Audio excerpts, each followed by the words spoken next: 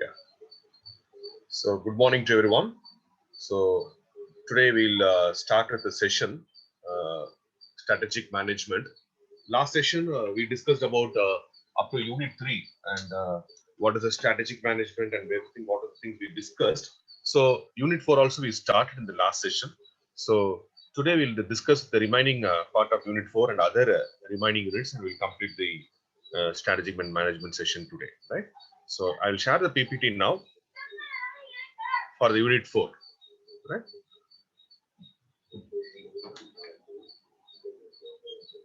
Yes, I think you can able to.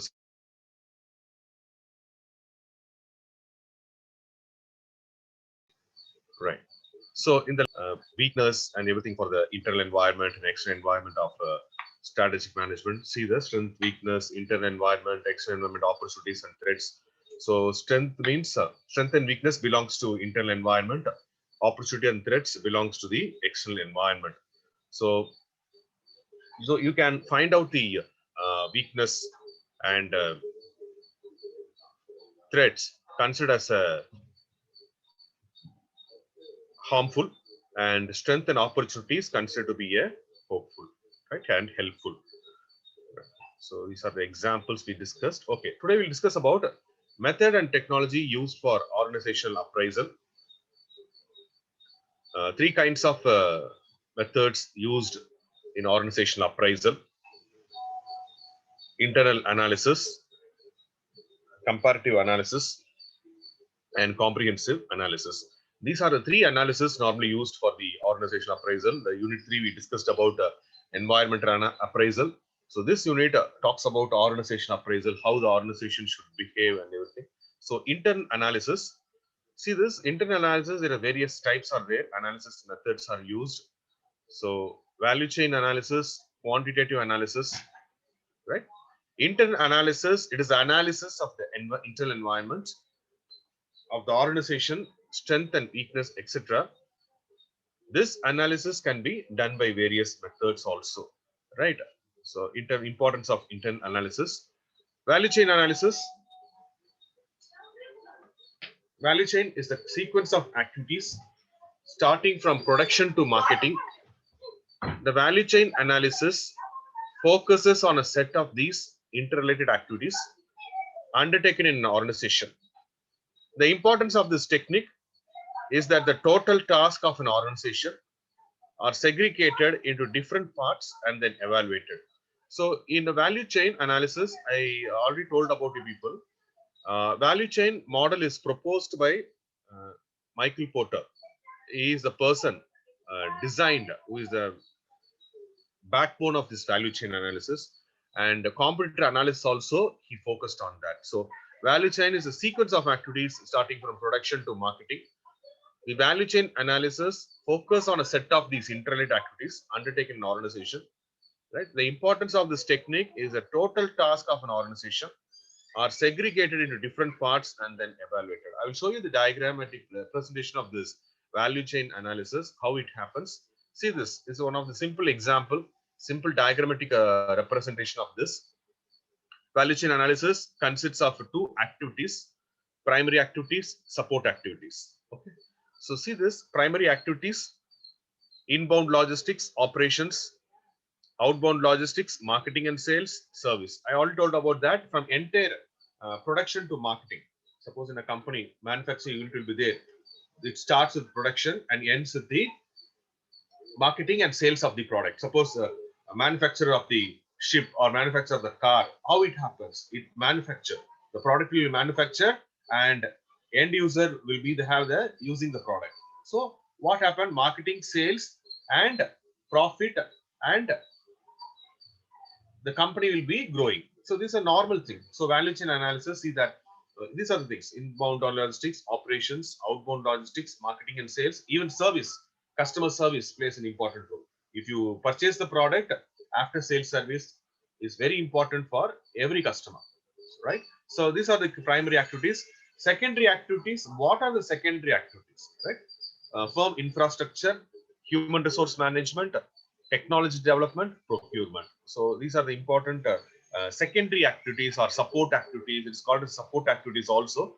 So these are combined together, formed as value chain analysis, and ends with the margin. Margin, other name for margin is the profit.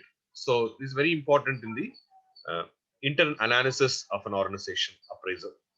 So kindly note down this very important diagrammatic representation here. Next one, quantitative analysis. It is an operational technique which makes use of a physical unit in a quantitative terms for the purpose of performance assessment. Right? It is one of the most popular used method. Quantitative analysis. The numbers, quantity means numbers, how it will be measured and everything. Right? Quantitative techniques. See this. Quantitative techniques. What are the different quantitative techniques to measure the organization appraisal? Financial parameters and physical parameter. Financial parameters, ratio analysis, economic value added, activity based costing. Physical parameter, computation of absenteeism, market ranking, rate of advertisement recall, total cycle time of production. So financial terms in terms of the finance, right? Finance parameters, even different type of ratios are there to measure how the organization is performing and how it's doing good or bad and everything. Economic value added is called as EVA, right?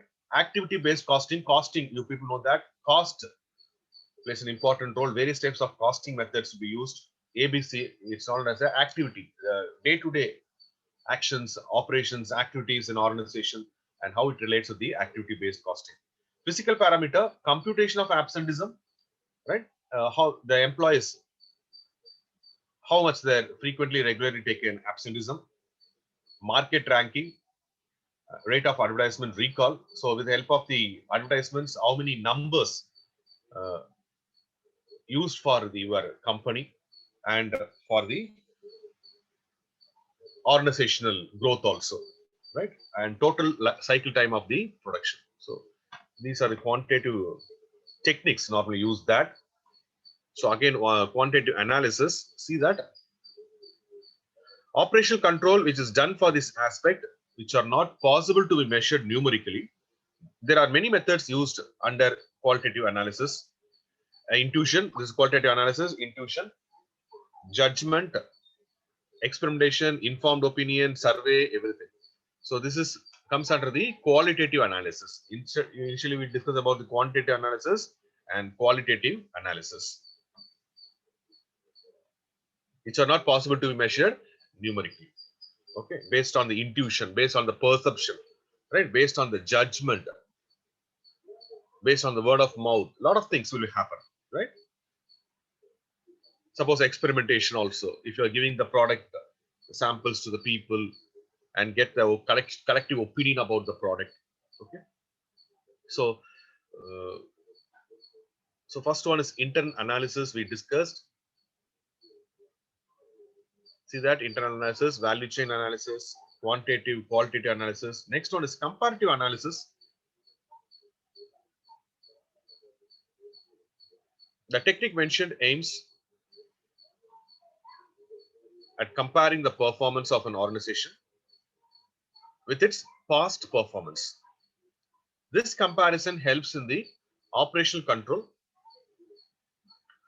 There are three techniques used in the comparative analysis. See that the past performance will be compared, right? With the present and everything. Right? I think Karthik is there, right? Karthik? Yes, Karthik. Yeah, good morning, Karthik. Karthik joined here. Historical analysis. The technique of historical analysis is a very easy to implement and very frequently used technique. They aims at comparing the present performance of an organization with the record of performance over the past years. This comparison uses past data, that is historical data, for analysis of comparison. See that? with record of the performance for the over past years. Maybe suppose the example, the sales performance, right? Historically, for the past 5 years, how the sales has been carried out, and the present situation, what is the present performance of the company, present performance of the product. So you can check with the historical analysis. Industry norms.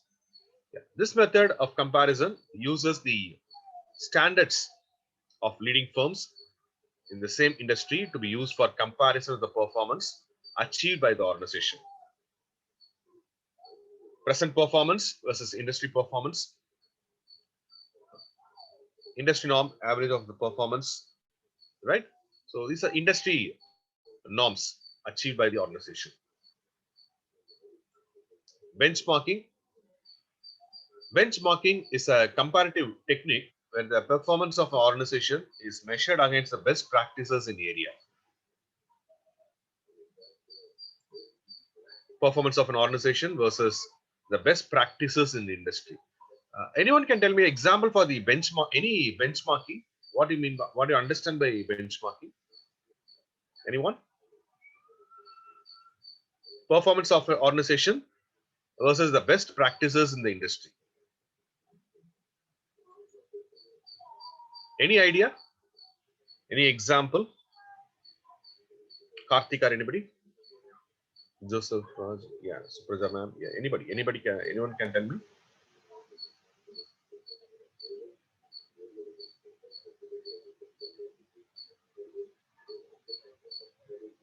Any example? Yeah, Karthik, yeah. Comparison of business process. Comparison of the? Comparison of business process. Comparison, okay. Suppose I will give you one example. Information technology, right? Which company comes into your mind as a benchmarking company? Lot of IT companies are there, right? Lot of IT companies are there. Which company comes into your mind?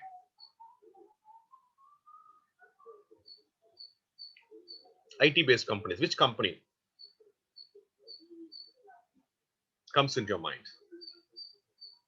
In India, especially in India, any company. HCL. HCL, great. Yes, HCL. Fantastic. Karthik told about HCL. Any IBM. TCS, Tata Consultancy Services. Tata. Yes, sir. Yes, Yes, sir. our IBM, own. TCS, Tata Consultancy. Yeah, our own person, Tata. So he's one of the best example for that. TCS. So he's a benchmarking. So from there, they learned actually all the IT companies. A lot of small companies are there, IT companies. So these are the example, right? Like Karthik told about HCL, right? HCL. Who is the owner of the HCL? Shiv Nadar. You know that, right? Shiv Nadar is there. Yes. Pro, Tata Consultancy Services. A lot of people are there. So they are act as a role model, like a role model, benchmarking, because their standards are very high. So from their standards, the other companies learn about that, right? Yeah. So these are some of the examples benchmarking, right? So comprehensive analysis, kindly note it down. What do you mean by comprehensive analysis? Organization appraisal, I already told about that, based on three analysis: internal analysis, comparative analysis, and comprehensive analysis. As the name suggested, it is a technique which encompasses total activities of an organization for the purpose of analysis. There are two types: balanced scorecard and key factor rating. Balanced scorecard and key factor rating. This method is based on the innovation of four key performance measures of customer perspective, internal business perspective, innovation, learning perspective, and financial perspective. So balanced scorecard in the organization. How will you rate? How will you give the marks, scores to the organization? These are the important things on basis of customer, internal business activities, innovation, new ideas, new creativities, maybe the new products also. Suppose if a company having like FMCG products, what are the new products they can add? And financial perspective, how much they are strong in the financial aspects and everything. The performance of the organization is measured taking into account various parameters. So balanced scorecard. Next is key factor rating. It is a very comprehensive method taking a holistic view of the organizational performance. It takes into account key factors in several areas and then evaluates the performance. Key factor. Key factors. How will you identify these key factors? Anyone? How will you identify the key factors in the organization? Any key factor? Or what are the key factors normally?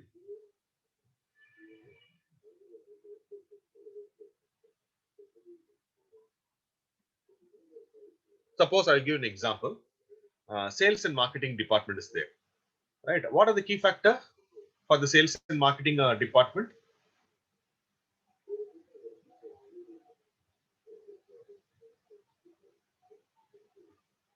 Right, employees, right? Why sales and marketing is plays an important role in the organization? Anyone can tell me?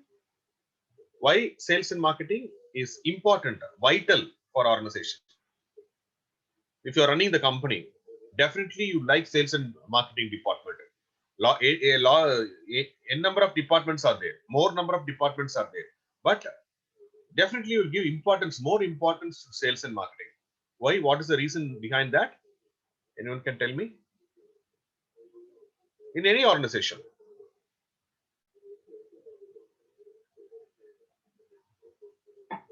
Because they To are the connect the one. customer relations.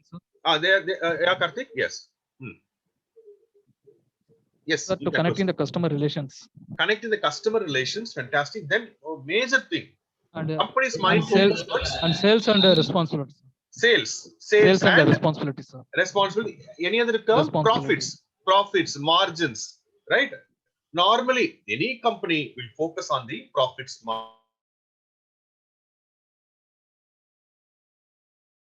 Rightly told, Karthik, also customer relations. Yes, they focus on the profit margin, whatever it may be. They want to earn profits because for that purpose only they're running the business. They are entrepreneurs of the company, right? So these are the key factors. We may be identifying the customer relationships, a lot of things, how to develop the business, how to develop the network and everything. So these are the key factor identification and focus towards the key factors. And it will end with the results. Like value chain, I told about that, end with the margins. Margin is otherwise called as the profits. Various names will be used. Clear? Right. So all are clear? So fourth unit, organization appraisal, we finished actually with this. Next one, I'll move to next slide actually. Next unit also, right? So yeah, so PPT is visible, na, Karthik and everybody? This is unit 5, corporate strategies. Yes, sir. Yes, sir. Yeah. Visible, sir. Okay. So unit 5, I'm moving to unit 5 now. Corporate strategy. A lot of strategies are there in unit 5 also. Corporate strategy, business strategy, everything is there. So kindly note it down. I will just, because a lot of slides are there, maybe I will focus on important slides and I'll move fast forward. Yeah. So corporate strategy, then it's a grand strategy of the company. You know that if a company is there, this is called as a corporate strategy, overall corporate strategy. Every corporate, right? What's the, I already told about that. Which one is important for the company? How will you frame the company? Mission, vision, right? Already discussed about that. Mission, vision, objectives, goals, all the things are important for corporate, right? So kind of note down the grand strategy of the company is also known as corporate strategy or the master strategy. These are the other names normally used for that. It provides the general plan by which company intends to achieve its long-term goals. I already told about that, right? Definitely that mission, vision, objectives, goals come to the picture for the corporate strategy. So achieve its long-term goals, achieve its vision. Every company is having a vision, right? This strategy is concerned with company scope and direction in which it's headed. So this is about the basic knowledge about the corporate strategy. The questions normally addressed in corporate strategies. What should be the growth of objective of the company? See that normally the questions raised. Why this corporate strategy is needed? Why we should focus on that, right? So what should be the growth objective of the company? Definitely growth. If companies introduce the market, definitely it should achieve the growth stage, right? and what strategy should adopt to achieve those objectives. How the growth will be objective. How the growth of the objective will be achieved. Right? What are the various lines of business of the company? How these business work in coordination with each other. So what are the various lines of the business of the company? Right? So I will give you an example. ITC company is there, right? What comes into mind ITC? Anyone can tell me? ITC, the famous company, ITC company. What comes into mind? ITC. Which product? Otherwise, which product or what is the abbreviation of ITC?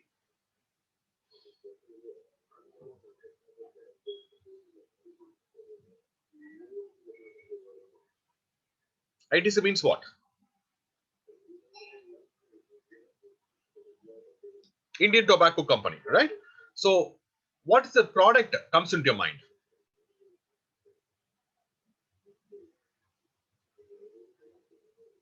Cigarettes, right? Tobacco, Indian Tobacco Company. Normally they focus on cigarettes. Now, what type of business they have? Business line now? Only they are focusing on cigarettes or any other products? ITC is having. No, so personal Yeah. care, food care, agriculture also there. Yes, Karthik. Yes, agriculture. Yeah. Then FMCG goods, right? Paper also. And yes, sir. Yes, sir. Stationery In items I'm biscuits talking. also, cookies also they are making. Which one, ba? Which one? Cookies also they are making. Yeah, Sir. cookies. Yes, cookies. Cookies, the Yes, biscuits. biscuit cookies. Yes. So lot of product, lot of business lines. See that they started it, and ITC hotels also, no hotel. Karthik, Grand Chola, ITC Grand Chola. Yes, sir. They are the hospitality business Yes, sir. also. ITC hotels they have. Hotels also, right? They are huge actually. Yes, so the Various famous business. Ashirwad coming under ITC. Ashirwad, yes, great. Yes, lot of products. You can see that in the market. Yeah, Karthik. Sun-faced bingos. Yeah, Sunbees, Bingo. See that? Lot of business lines, lot of products. See, not only on the, but initially they started the cigarettes, but after that, lot of business lines. Maybe it's called as a diversification also, right? Improvement also. Anything we do. But they are expanding, they are growing, right? Growth.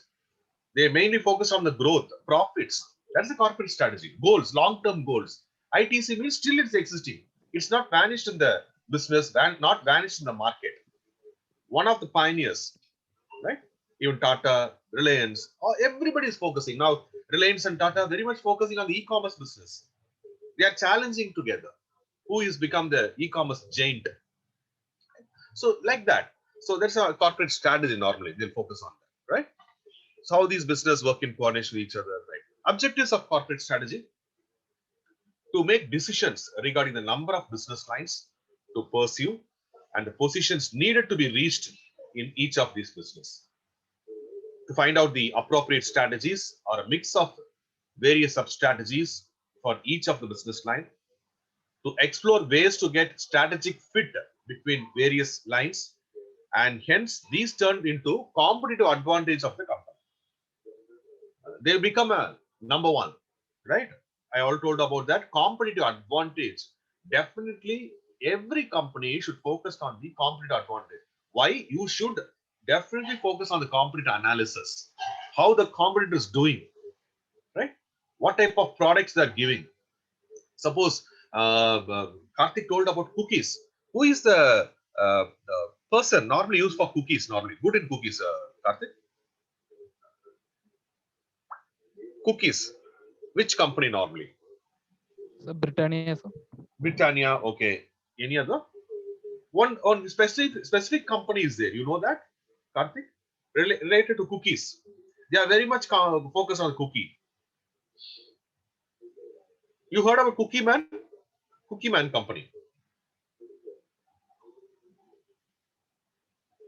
Cookie Man is the company, Australian-based company, and Indian also is. They both are doing it together. Cookie Man. They are focused only on the cookies. Because why I'm telling, most of the companies will focus on the cookies, how they are doing, right? What type of things they are doing, what type of ingredients they are using, how the consistency will be there. So cookies, you know that there's a difference between biscuits and cookies, right? What is the difference between biscuits and cookies? Anyone can tell me? Biscuits is not same as cookies. Am I right or wrong? Both are different actually. In what way different? Anyone can tell me? Biscuits and cookies, how it differs?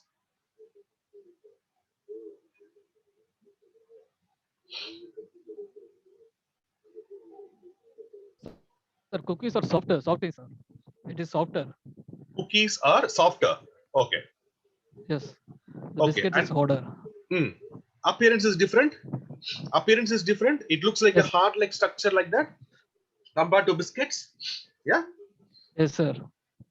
Somewhat. It doesn't have the shape actually, cookies. You know that. Right? But biscuits have the standard shapes and everything. So that is one of the thing. How to differentiate. But content will be And same only. cookies are freshly Yeah, freshly baked, sir. yes, It's great. freshly baked. Freshly prepared and give it to the cookies, but not in biscuits. That consistency, texture, moisture, everything is different in cookies.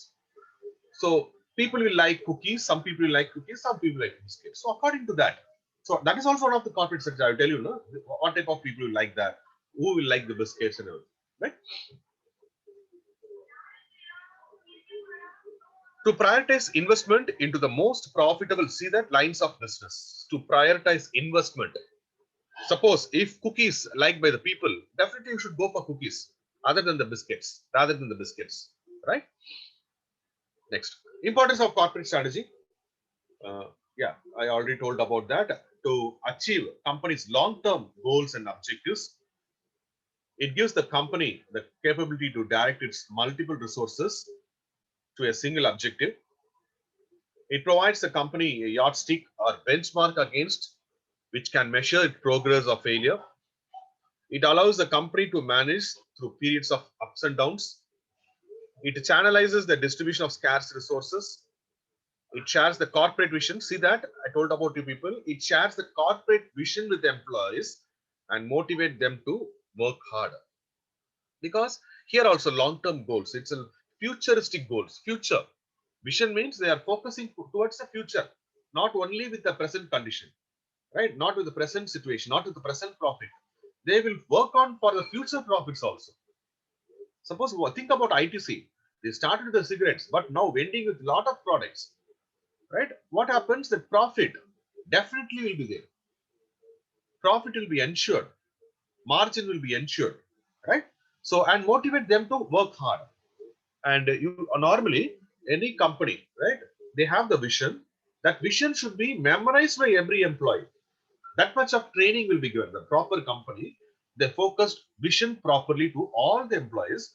According to the vision, they need a employee to work.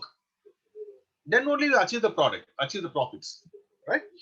It empowers the management to tackle unseen market contingencies. It helps the management to plan about the uncertain future. Yes, uncertainty will happen. See this because of this COVID-19 also. Last year compared to this year, last year complete shutdown will be there, lockdown will be there, and so many months uh, entire lockdown happened throughout the India and the world. So that time of situation, like pandemic, like uncertainty. So to meet the plan about the uncertain future, to allows the management to choose the best course of action. That's also very important.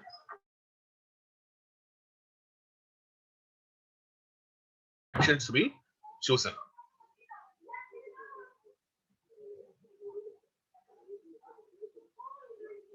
Okay, next slide here. So kindly note it down. Always a best course of action plays an important role in any company. Yeah. Limitations of corporate strategy. It's a complex process, definitely, because making profits is not easy. That strategy should be planned out properly. Yeah. Requires huge expenditure. Uncertain estimates, future. See that future, right? Because now companies also facing problem. Yeah. What is the major problem now facing company? India? Maybe anyone can tell me the answer. The current situation. What is the country facing the problem? What type of problem?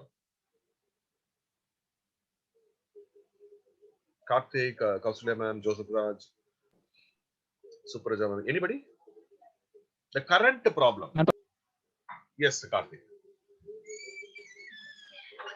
Manpower. No, okay, manpower. Manpower is there. Now, recently, COVID-19, Corona. No? What is the current problem entire country is facing, India is facing, majorly? Because I'm correlating with the corporate strategy. Yeah. What is the problem? What is the current problem, current situation? What about oxygen cylinders? Oxygen? What, Karthik? What is Yes, comment sir, on that that? oxygen demanding. Yes. Yeah, demand in oxygen. See that there is no proper planning. Yes, there is not. They're not predicted. Uncertainty. Now, what happens? Most of the people are dying without oxygen. Right? Oxygen plants. We are investing a lot of money in some other way, but we are not focusing on the right path. Actually, oxygen is the main thing. Right? What about in Kerala? They started the oxygen plant and they're now supplying. So lack of plan, actually, management plan. That is very important. Lack of plan to meet the uncertainties, right? So that's very important. Uncertainty. See that uncertain estimates definitely will be failed, actually. Difficulty in achieving the desired results, maybe various reasons why we are failed to achieve. Useful only for the long range problems, right? Where is corporate strategy? See that different types of corporate strategy. You can note it down because in examination point of view, it will be very useful for you. Stability strategy, expansion strategy, retrenchment strategy, combination strategy. Stability, expansion, retrenchment, and combination strategy. Kindly note down the headings. It will be very useful for you. Stability, no change strategy, pause, proceed with the caution strategy, profit strategy, right? Expansion, concentration, integration, diversification, cooperation, internationalization. Internationalization, you know that joint venture between India and US, like that, right? Now, even manufacturing of the vaccination for the COVID-19 also, internationalization is happening. Retrenchment strategy, turnaround, divestment, liquidation, combination strategy, simultaneous, sequential, or combination of both the things, simultaneous and sequential. So kindly take this, note down this diagrammatic representation flow chart. It will be very useful for you at the time of examination. Clear? So kindly, everyone kindly note down this diagrammatic presentation. So it will be very useful to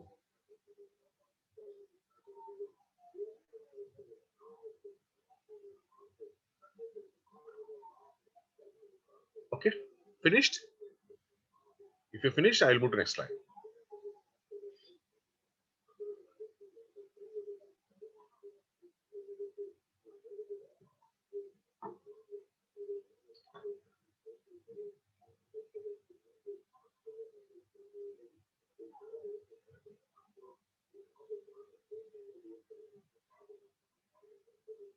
Okay, right. Growth strategy. Yes, I'll tell you about this growth strategy. Normally, I told about every company will focus on the growth. Otherwise, nothing will happen, right? Definitely, the expansion strategy, growth strategy, or expansion strategy plays a vital role. Growth is considered as the most common long-term goal of every enterprise in order to sustain their existence. Okay, in the product life cycle is there, right? Product life cycle. What are the stages? Anyone can give me a quick recap on that? How many stages and what are the stages in product life cycle? I think you people studied the marketing management subject. Product life cycle.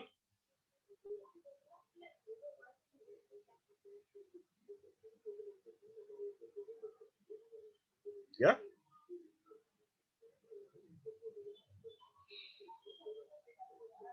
Introduction, growth, maturity, and decline. Okay, PLC, product life cycle, comprise of 4 stages, but basically 6 stages are there, right? So growth is a part of the product life cycle. See that. Growth is considered as the most common long-term goal of every enterprise in order to sustain their existence. In order to grow successfully, the organization has to ensure that the considerations of for expansions are met. Growth strategies are those strategies which are meant to expand the activities to achieve growth in terms of products, manpower, technology, sales, profits, assets, etc. Growth strategy creates economies of scale and scope in the organization. This brings down the cost of operations and also increase the earnings of the organization.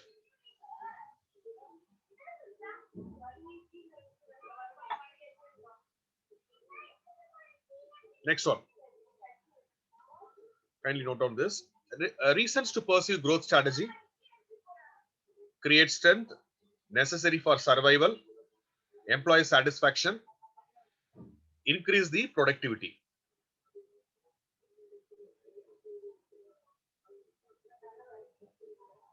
Issues involved in growth strategy: growing too fast, have to suffer the consequences in order to achieve success. Expansion capital: variety of personnel is required for different organizational operations. Organization generally lack in customer service. Disagreements among ownership. This is about the issues. Normally, organization generally lack in customer service. Yes, that is also a reason for failure. Why the company is not growing also. So please focus on that customer service, customer relationship management, CRM plays a vital role. If you purchase the product, definitely after sales service for every product should be there. Then only the customer will rely on the product and again buying the product and referring the product to others also, right? So this is the growth. How the customer service, right, plays an important role. It will create a lot of things, a lot of profits to the company. Types of growth strategy: concentration strategy, diversification strategy, integration strategy, internationalization strategy, cooperation strategy. So expansion strategy is very important because growth, I already told, growth is very vital for the corporate. So kindly note it down: concentration, diversification, integration, internationalization, cooperation. Concentration strategy. It's another name for concentration strategy is intensive strategy. These strategies try in to compete successfully with only a single industry. Concentration strategies are those strategies which are about concentration of resources of those product lines, business units, which show real growth potential, right? Within only a single industry. Next one, types of concentration strategy: market penetration, market development, product development. So I mentioned about this already in the Ansoff matrix. I told about you people, Ansoff matrix. What is Ansoff matrix, right? So Ansoff matrix is market development, market penetration, product development, and diversification. That is the Ansoff matrix for any business, right? It's also called as the product market matrix, right? So that will be applicable here. Types of concentration strategy. So if you are having the product, how to do with this Ansoff matrix, how it will be used, how to use the Ansoff matrix and everything. Market penetration, see that it involves trying to gain additional share of a firm's existing markets using existing products.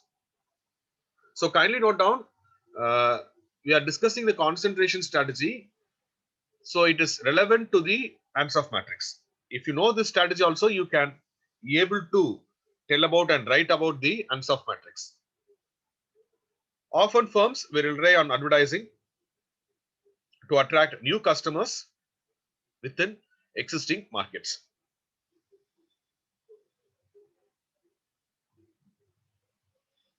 Okay.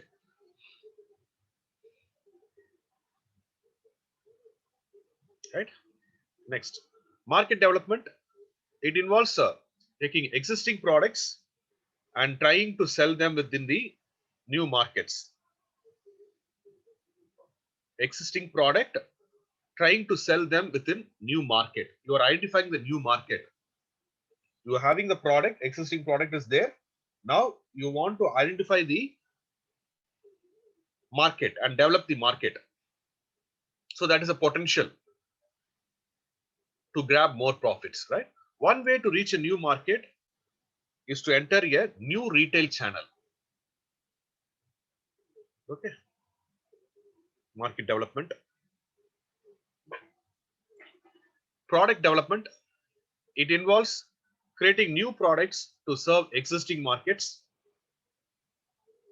This strategy encaches organizations' existing competencies and extend a new product line. This is about the product development, creating new product to the existing markets. NPD.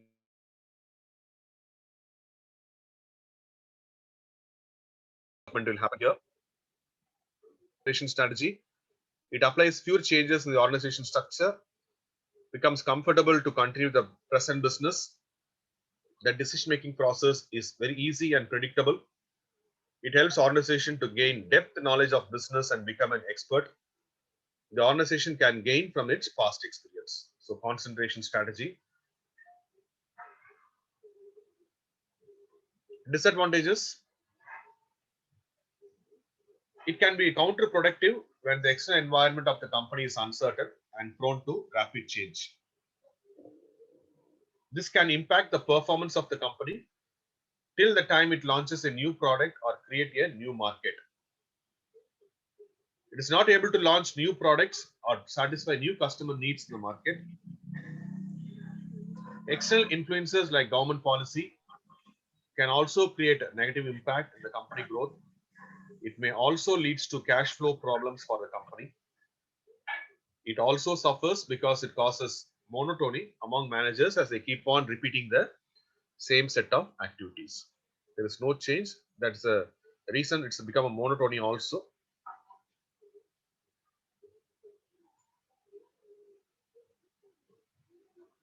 Diversification strategy. Diversification, I told about this. First three part comes in the concentration, right? Market development, market penetration, product development, and diversification. So kindly draw it in a 4 quadrants, 4 boxed diagram. You can write on your own also. Starts with the market development, market penetration, product development, and diversification. So the first three belongs to concentration strategy, and the last one is the diversification. Diversification, you people know that the name itself denotes, it refers to entry into new business line or new industry or other traditional industry in which company presently deals in.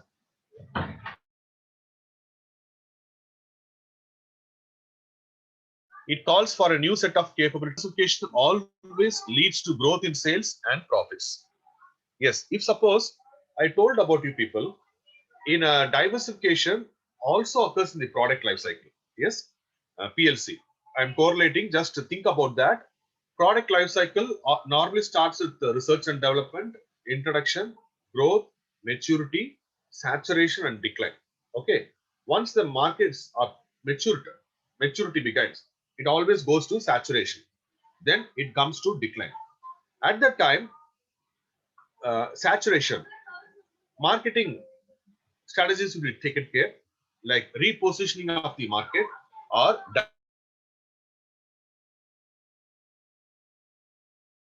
occur. Instead of going into decline, that diversification, when it happens after maturity, right? Decline, before going to decline, diversification normally happens, or repositioning, right? Diversification maybe definitely leads to increase in sales, growth in sales, and the profits instead of going into death stage, decline stage, right? Yes. Types of diversification: related diversification, unrelated diversification. Related diversification is diversification into new business activity that is linked to companies' existing business activity or activities by commonality between one or more components of each activity. So related diversification is also called as concentric diversification. So how it happens? That is linked to companies' existing business activity or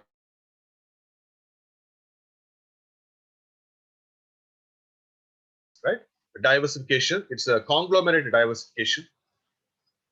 Is diversification into new business area that has not obvious connection with any of the company's existing areas. See that it's completely different from each other. It's not at all related to each thing, right? So kindly note it down. Diversification also there are two types: related and unrelated diversification, concentric and conglomerate diversification. Advantages: limited risk, maximizing returns, stabilizing the influence. Disadvantages: excessive acquisition of companies, lack of expertise, cost, reduced innovation. Excessive acquisition of companies, lack of expertise, cost, reduced innovation. They are not bothered about the innovation, everything. And excessive acquisition of companies will happen here. Even lack of expertise also.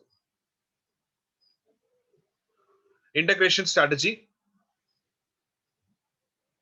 An organization performs many functions, right from sourcing the raw materials, converting the same into finished product, and finally marketing the finished product to the customer. The entire set of these activities comprises the value chain of the organization. Integration strategies denotes efforts by the company to move up or down its value chain and adding to the present activities of the organization.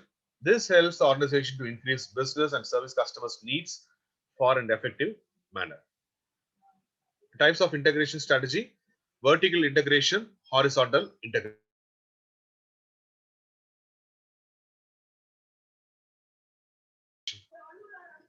Vertical integration. Vertical integration means that the company is producing its own inputs, backward or upstream integration, or it's disposing of its outputs, forward or downstream integration. It enables the company to build barriers to new competition, facilitating the investments in specialized assets, protects product quality, results in improved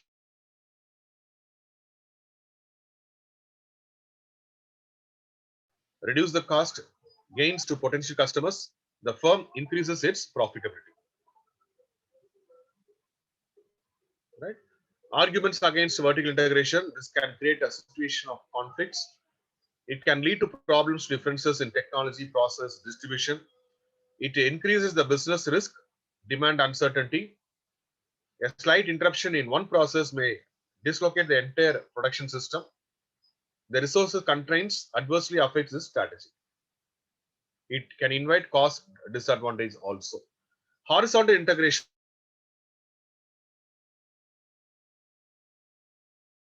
is a process of acquiring will happen with industry competitors is in an effort to achieve the competitive advantage that come with large scale and scope. Horizontal integration.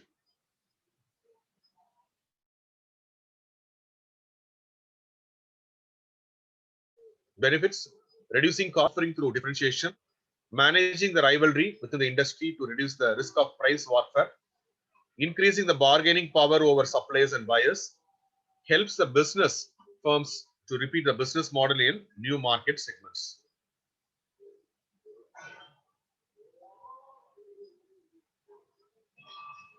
Disadvantages: destroys the existing value system, high chances for conflict. Many times organizations do not look at the aspect of synergy. So these are the disadvantages.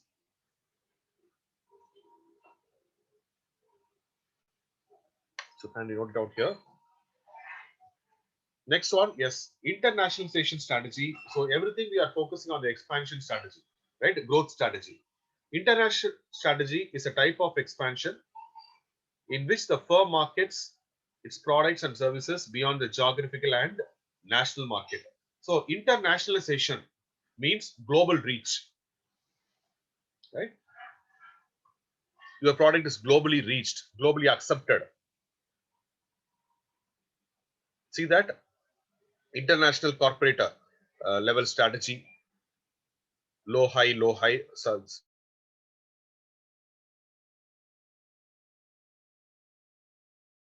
global integration, low, high and low global strategy, high transnational strategy, international strategy, multi-domestic strategy. So how it happens here, sort of the diagrammatic representation here.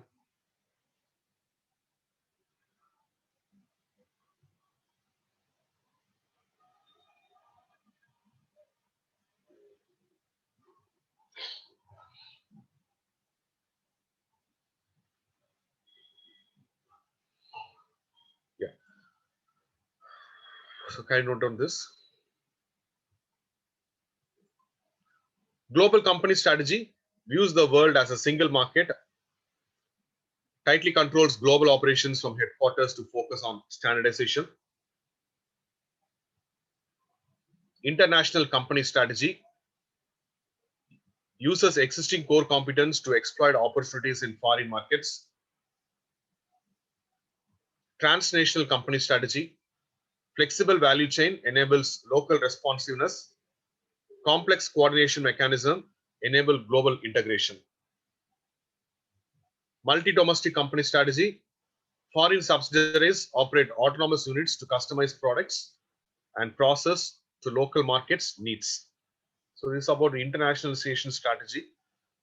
Cooperation strategy, it is a process by which companies combine their resources in such a manner that the greatest amount of value is created for the stakeholders of the company.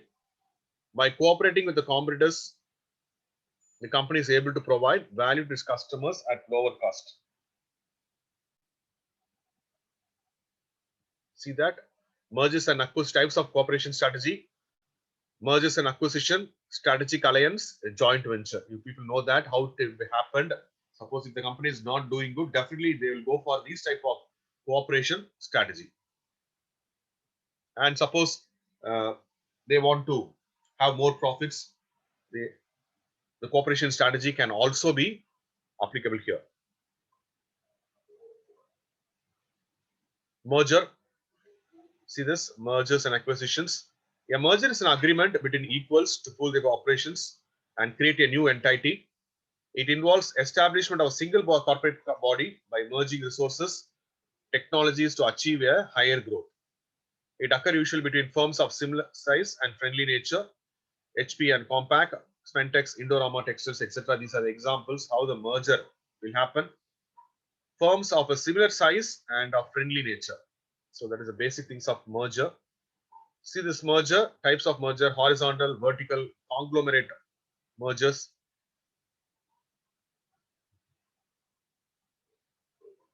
Horizontal merger occurs between two companies which are operating in the same industry and often in the same marketplace.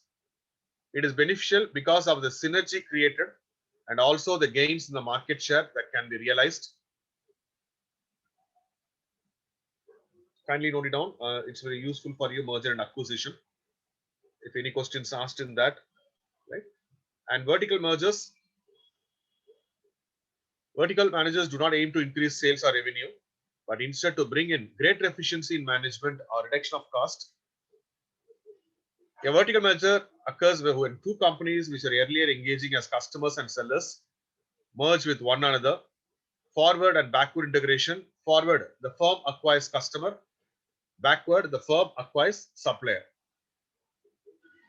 Conglomerate merger is any merger that is not horizontal or vertical.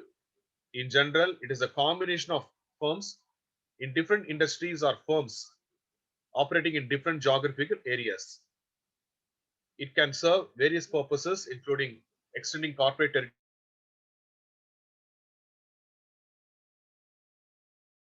extending a product reach. It is unlikely that economic benefits will be generated for the target or the bidder.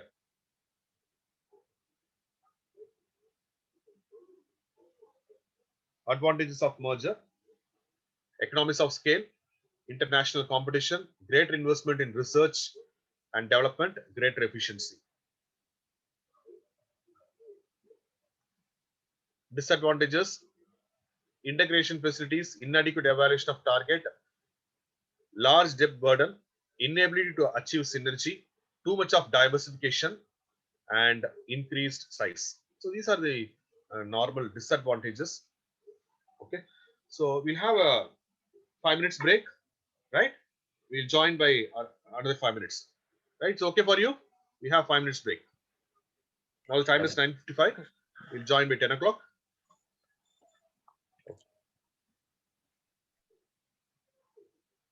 Right? So everyone Yes, have sir. a 5 minutes Sure. break. Yeah. Sure, sir. Thank you. Thank you.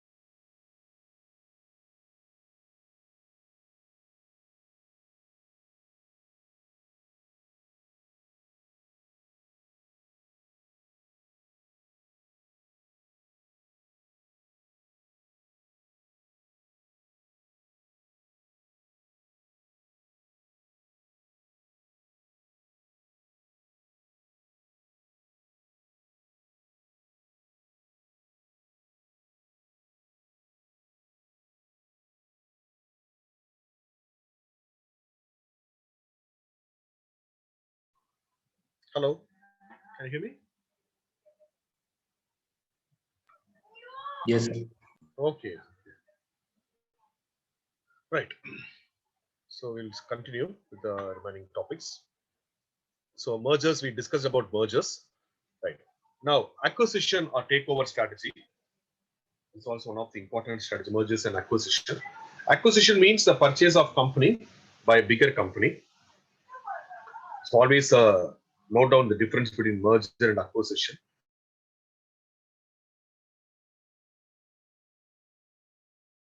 Yeah, acquisition means a big company, so that it acquires all these asset, liabilities, markets, products, which can readily improve the growth.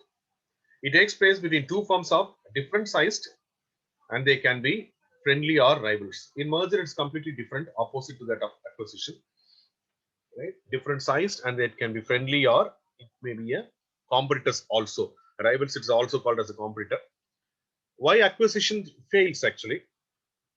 Companies often experience difficulties when they try to integrate diverse corporate cultures, because if it is corporate, if it is a competitors or rivalry people, definitely becomes a complex structure difficulties. Companies overestimate the potential economic benefits from an acquisition. Acquisitions tend to be very expensive. Companies often do not adequately screen their acquisition targets. So that is the reason acquisition fails actually. Types of acquisition: takeover strategy, friendly takeovers, hostile takeovers, reverse takeovers, backflip takeovers. These are the four types of acquisition strategy. One by one we'll discuss now. Friendly takeovers. In this type of takeover, the acquiring company notifies the target company's board of directors of their bid. In case the shareholders decide to sell the company, then the board of directors already has instructions to accept the friendly request. Hostile takeovers. In this, the acquiring company tried to acquire the target company in the face of opposition from the target company. In this, the acquiring company actively continues with the acquisition efforts even after the board of directors has rejected its bid offer, or the acquiring company makes the bid without informing the board of directors of the target company. See that? It's a hostile takeovers. This acquiring, right? Reverse takeovers is the acquisition of the public company by a private company, so that private company can bypass the lengthy and complex process of going public. The transaction typically reorganization of capitalization of the acquiring company. Backflip takeovers. A backflip takeover is unusual type of takeover in which a company which is acquiring a target company becomes a subsidiary of the acquired or target company once the deal is completed. The two entities that merge, the acquiring company and the acquired, becomes one, and the name of the acquired company is retained. So these are the different types of acquisition strategy. Assets advantages: asset acquisition, gain experience, excite the shareholders, combining organization cultures, reducing cost and overheads, accessing funds or valuable assets of the new development. Disadvantages: very expensive, reallocation of employees, problem related to the integration of two workplaces, loss of confidentiality. The method of valuation is combined entirely, entity is critical, and duplication. So very expensive. In the previous slide also we discussed about very expensive.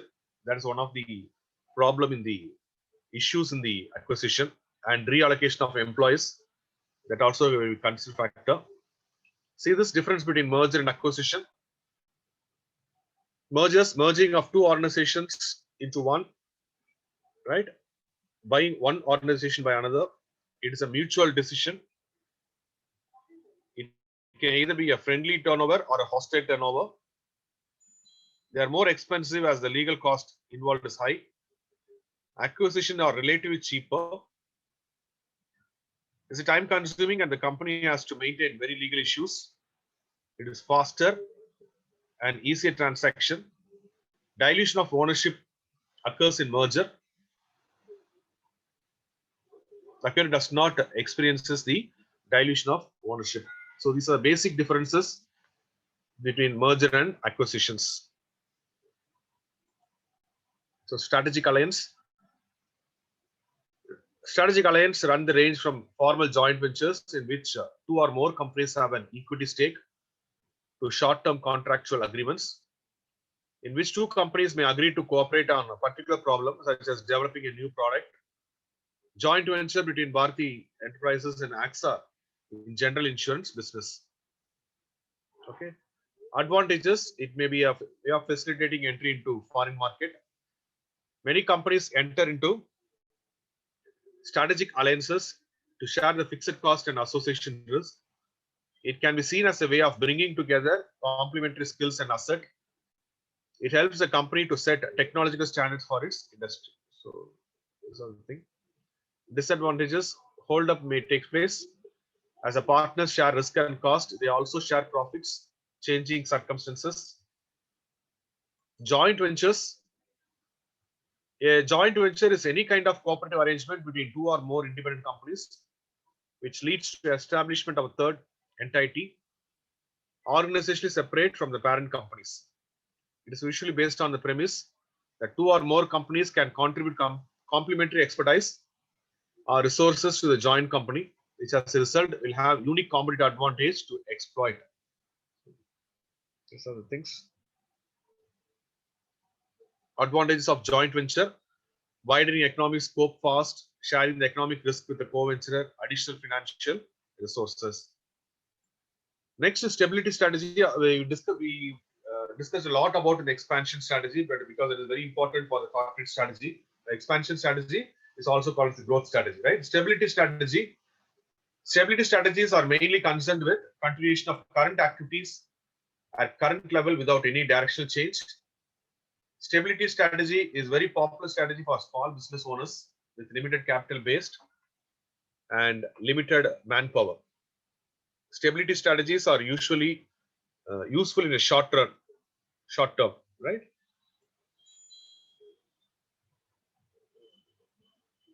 The reasons to adopt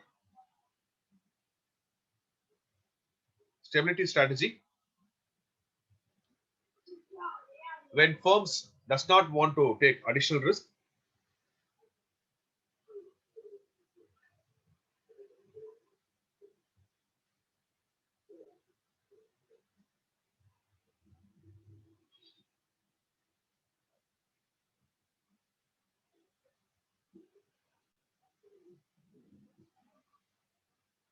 management often do not want to change when the performance of the business is satisfactory, when there is no big opportunity, when there is no risk in the present situation, strategic advantages in the present situation.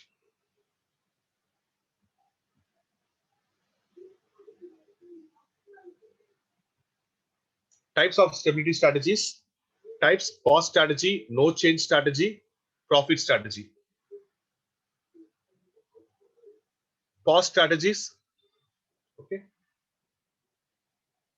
Proceed strategy, they are strategies to rest before the growth strategy is adopted.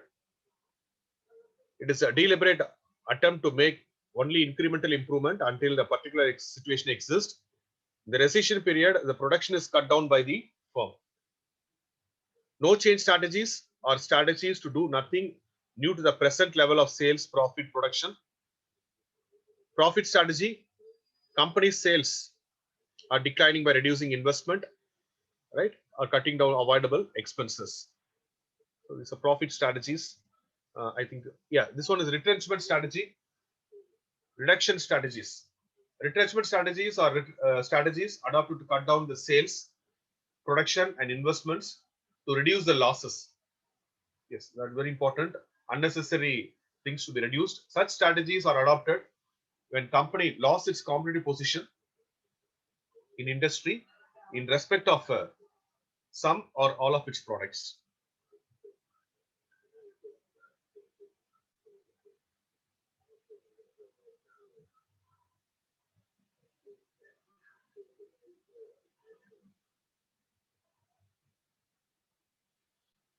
Okay. Reasons to adopt a retrenchment strategy: poor performance, threat to survival, Redeployment of resources, excellent investment opportunities exist elsewhere. Inadequate resources for securing better management and improved efficiency. Types, again, retrenchment, turnaround, captive company strategy, divestment strategy, liquidation strategy. Turnaround strategy is basically a strategy of cuts combined with a strategy of growth, identified and adopted at the proper time. A strategy which emphasizes on the improvement of operational efficiency. Features, cuts in profit, sales and production, cuts in cost including manpower, identify and stabilize at new level of profit, sales and production, improvement of operational efficiency, adopt growth strategy from new stabilized level. Concentration, it is a phase of cuts. In this strategy is to cut down the production, cut down the manpower to result into cuts of profits and sales. Consolidation, it begins with the realization of new objective of restructured production, sales, profit subsequent to cuts. So these are the important things in turnaround, like retrenchment, turnaround, captive company. Okay, various things to be concentrated, right? Here types, entrepreneur turnaround, efficiency turnaround strategy. It's a entrepreneur turnaround, level of entrepreneur who forms the sole person taking all decisions. Efficiency, their turnaround strategy is formulated as stress on efficiency, building at consolidation level while the cuts are made on the basis of inefficiencies. At the same time, efficiency is built up to all levels in the consolidation phase to achieve newly set objectives of restructured production, sales, profit. Captive company strategy, it is a strategy of giving up the independence in exchange for security. A company with very weak competitive position may not be able to engage in turnaround strategy. In such situation, the company offers itself to be in captivity of one of the valuable customer in order to guarantee the company's continued existence. So these are the strategies normally. Divestment, sell out strategy. It's a decision to sell its shares to other companies. The divestment strategy is adopted when turnaround and captive strategies are not possible due to weak competitive position. Liquidation is the most unpleasant strategy adopted by the organization that includes selling of its assets and the final closure or winding up of the business operations. It is the most crucial and the last resort to retrenchment since it involves serious consequences such as sense of failure, loss of future opportunities, spoiled market image, loss of employment for employers. So liquidation is the not a pleasant one, it's an unpleasant strategy because everything it's selling off the assets and everything. Complete liquidation happens. Combination, mixer or hybrid. Combination strategy is designed to combine growth, retrenchment, and stability strategies and apply them across corporation business units. A firm adopting the combination strategy may apply the combination either simultaneously or sequentially. Consolidation strategies aim to achieving two or more goals simultaneously. Okay. So I think this is a combination strategy. I think this is enough for you people. At least you should know this combination strategy, right? So this is about the corporate strategy. Different types of corporate strategies we discussed.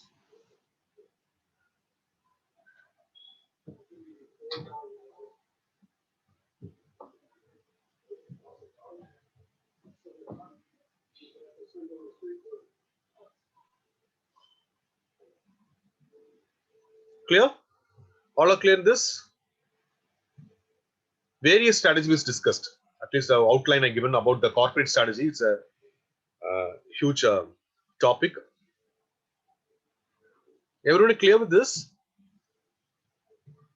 Yes, sir. Yeah, it's a very important strategy. Very huge actually. More slides are there. It's a we need a separate discussion also this. but I given the overview of the corporate strategy and what are the types and everything, right? It will be use this PPT for you for a better understanding. Yes, next one. I'll go to the next slide. I will show you more thing.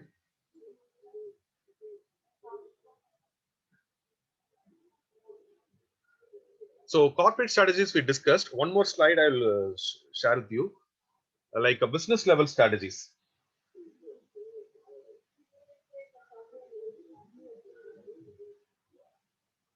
PPT is visible?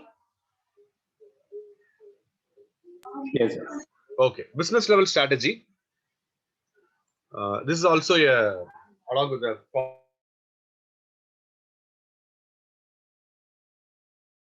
business level strategies there. So business, how a firm will compete in a particular industry. It is a general way of positioning a firm within an industry. See that positioning of a firm within the industry. See that business level strategy, scope, source of competitive advantage, cost leadership, cost focus, differentiation focus. See that cost differentiation, narrow, broad. So these are the types in the business level strategy. These are the strategy followed in that. Cost leadership, cost focus, differentiation focus. Yes, competitive advantage, scope of operations, broad target, narrow target. Okay, cost leadership, cost uniqueness will be there.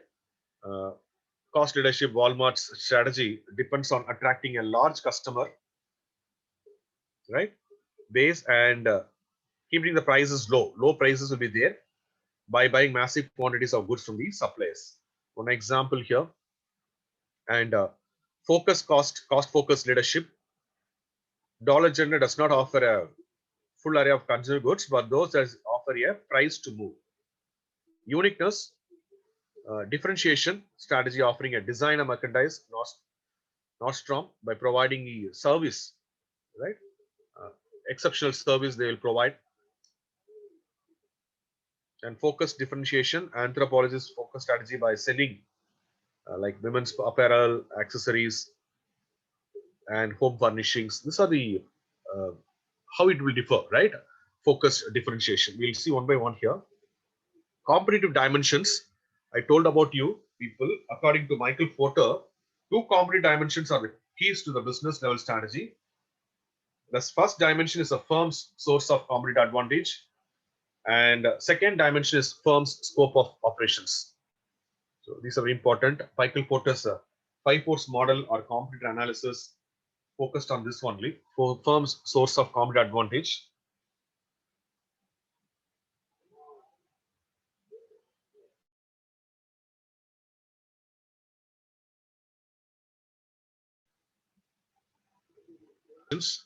So one by one to discuss cost leadership. What is maybe cost leadership? In the diagram, we will see that perhaps the most famous cost leader is Walmart example. Normally used at Walmart, which has used a cost leadership strategy to become the largest company in the world. The firm's advertising slogans such as always low prices and save money, live better, communicate Walmart's emphasis on pricing slashing to potential customers. So always low price and save money, live better. This is a cost leadership of Walmart. Common characteristics of cost leadership: the ability to charge low prices,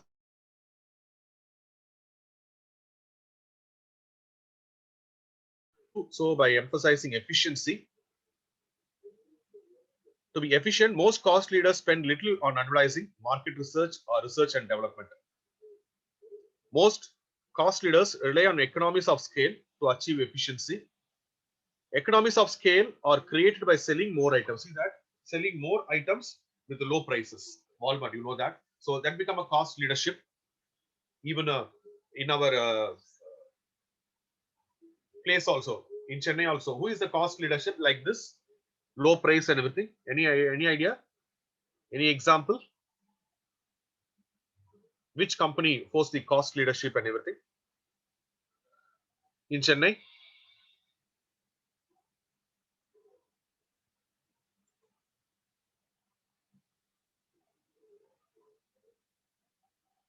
Everyone knows about that. In Chennai, which company focus the cost leadership? Like Walmart.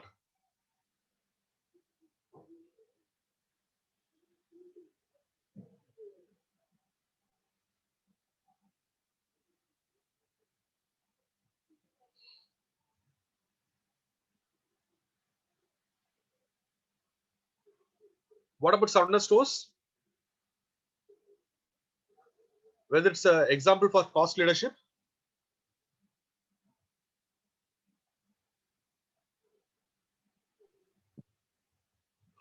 Okay.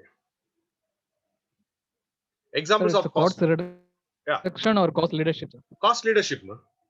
Now Sarna stores is different structure, but initially I'm talking about that. And selling more items also, right, Karthik? They focus on the economies of scale. Initially, I'm talking about that.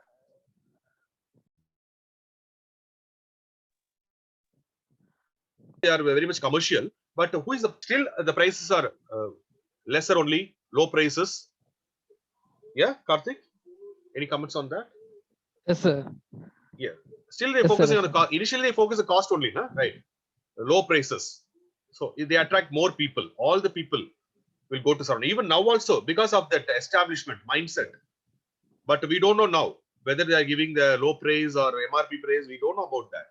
But still, people are going because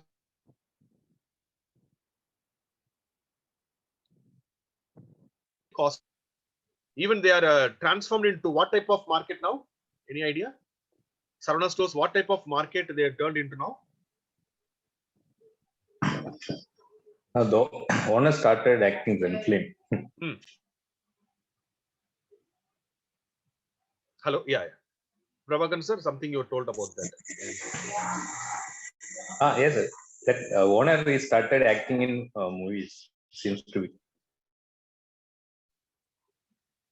Acting in movie. That is a transformation now. Cost leadership into actor, right? Okay, right. So that is one of the thing, right? And But which the what type of strategy is good, sir. As you said, the strategy is very good by giving less price products in various quantity. Initially, they are attracting and they are keeping all type of products at single places so that you can yeah? go and Initially, they were yes, sir.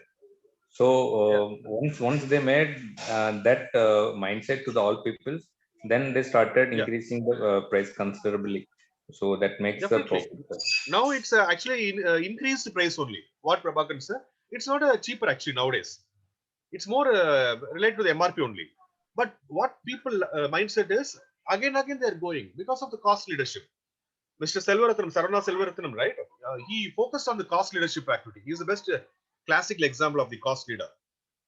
And he adopted a strategy from Nagpur. You know that? In Nagpur, that's a market like that, right? So initially he learned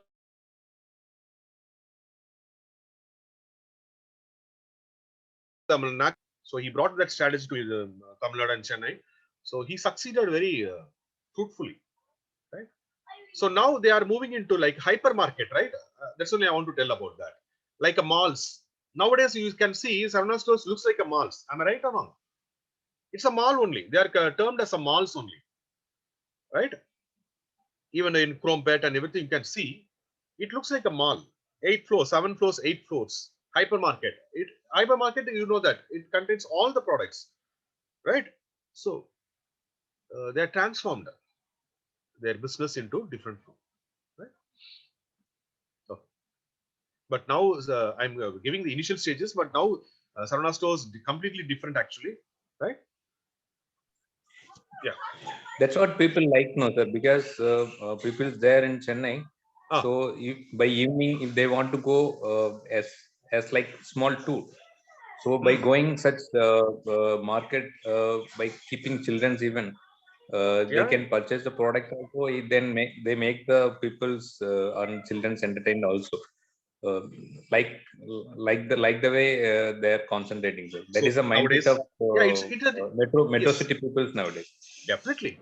To relax something, yes. Maybe outing, maybe if you don't want to purchase like window shopping, right? Maybe go for outing and a lot of things will be there. Even Chromebet Sarvana stores, no? I think everybody visited that. It is a successful model. You know that it's successful, and more profits also there in Chromebet, because a lot of eat outs, a lot of things will be happening. So compared to TNOU now, Sarvana stores Chromebet has become a more successful, right? So as Prabhakaran sir rightly told, yes, it's more relaxing area. Children, they want to go outside, right?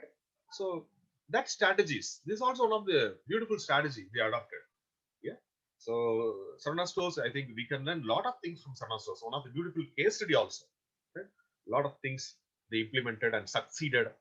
Still, they are the king actually. Business. They are not diminished, right? And even though if we have mentality of not purchasing any product, Yeah. they modeling, they display in such a way that we have to purchase anyway. Yeah, yeah. That's what What is it? happening. Yeah, beautiful, beautiful.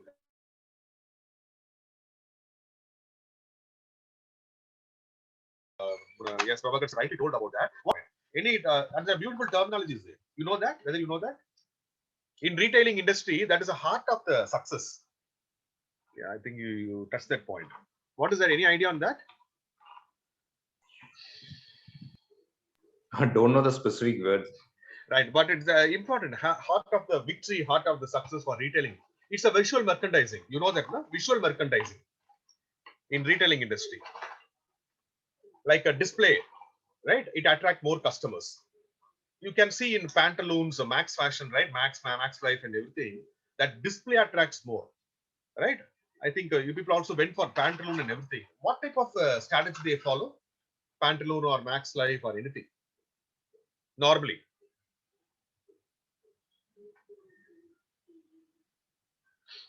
any idea?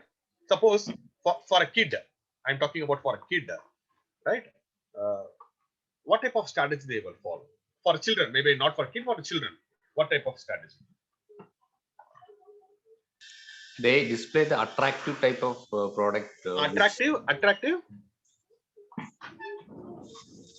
What Prabhakar sir is, you rightly told. Attractive. Yeah, attractive type of products they display in the glass transparent Yes, boxes. yes. Transparent, and if you enter also, na, the same design available in different sizes, right? Am I right or wrong? Yes, yes. The same color, right? Same design. So it attracts more actually for the kid and everything also. Especially for adults, it's okay. For a kid in a family, two daughters or two sons, one son and one daughter is there like that, mixed people, they're comfortable. Okay? They don't want to chase for the colors and everything. They will brought that. That type of strategy they follow. I think you feel that, right? I think feel that. You think about that. That type of success these people are having, corporate, especially pantaloons, Max Life, you can see the design, colors with a different size, starting from 0 age to like 10 years. Is there or not? Is there actually, right? So that's one of the beautiful concept actually. I admire because Prabhakaran told about that. It's a visual merchandising. How to attract the customers. Suppose if you like this product, right? If you like pantaloon purchasing, definitely you go for a pantaloon purchasing only because you feel comfortable. The designs are there, different sizes are available, colors are available, and discounts also they will give normally 1+1 offer, 50% discount. A lot of things they will give you, right?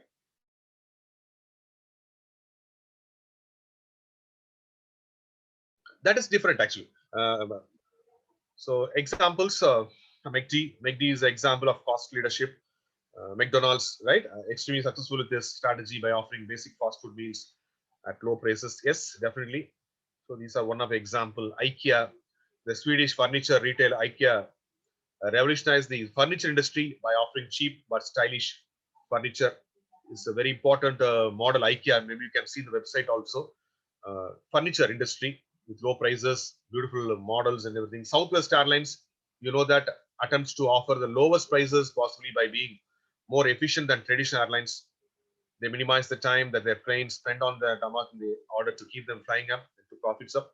So Southwest Airlines, one of the beautiful case study also. If, maybe in IIMs also they discussed about this Southwest, one of the oldest case study also, Southwest Airlines. So from the Southwest Airlines only that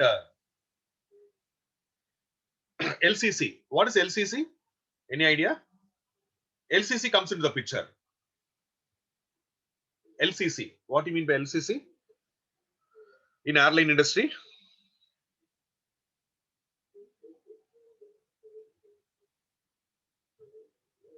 Any idea on that? LCC.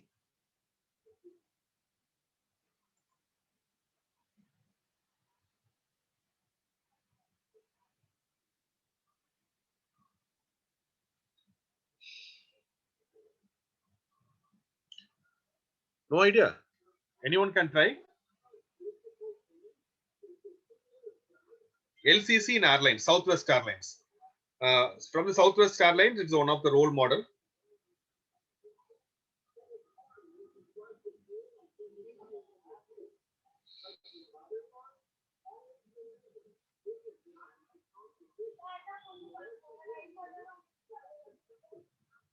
Low carrier cost airlines.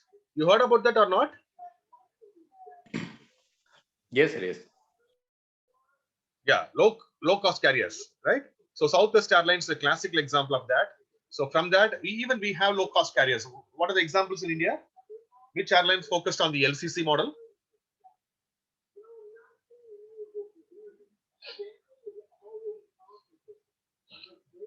Which airlines? SpiceJet were doing this. SpiceJet and Indigos were doing Yeah, before. SpiceJet, Indigo, Air Asia. Air Asia is also doing good, right? Yes. They are also LCC. Air Asia is internationally, they are doing good also, right? Deccan Airways, sir. Yeah. Yes. So LCC from the Deccan Southwest. Airways, sir. Which one, ma? Which one, Karthik? Deccan Airways, sir, in India. Deccan Airways. So a lot of people, because Southwest is the classical example. They are the cost leadership. From there only, that's the benchmarking I told about them. The initial I told about benchmarking. These are people are the benchmarkers. From here, In lot of Southwest, people, they are giving the tour plan also, sir. tour plan. Yes, yes, definitely. They adopted So lot packaging of tour plan. tour plan. Yes, great. Yes, they give that. Right. So these are the things. Right. Next one. Differentiation. A firm following a differentiation strategy attempts to convince customers to pay a premium price for its goods or services by providing unique and desirable features. So Apple, Steve Jobs said that this is about the difference between Dell and Apple. Apple and Dell are the only ones in this industry making money. They make it being by Walmart, we make it by innovation. So innovations are there, differentiation.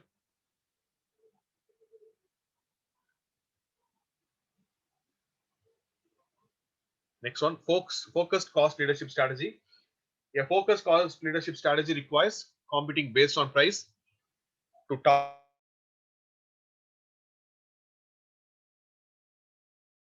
market.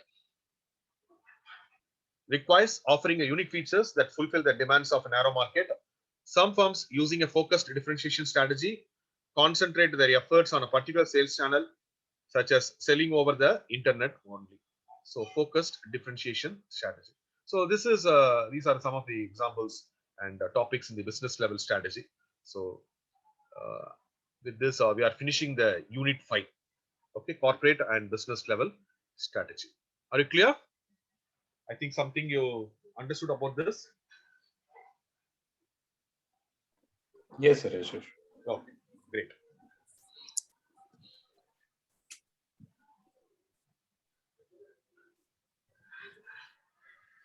Next one, we'll go to unit 6, strategic analysis and everything, choice, right? Unit 6 deals with that. Yeah, strategic analysis and choice. One of the Fred or David beautifully given this topic here. Strategy analysis and choice. This is a unit 6. Kindly note it down. Peter Drucker focused on that. Strategic management is not a box of tricks, right? Or bundle of techniques. It is analytical thinking and commitment of resources to action.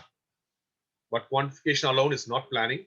Some of the most important issues in strategic management cannot be quantified at all. So, for that purpose, the proper analysis should be taken care, right?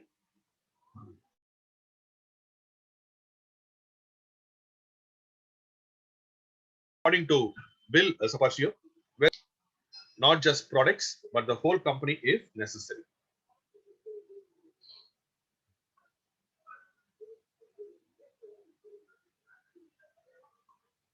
Planning is often doomed before it ever starts, either because too much is expected for effect or because not enough is put into it. TJ Cartwright. So these are the people who focused on the how much important that strategy management and analysis point also.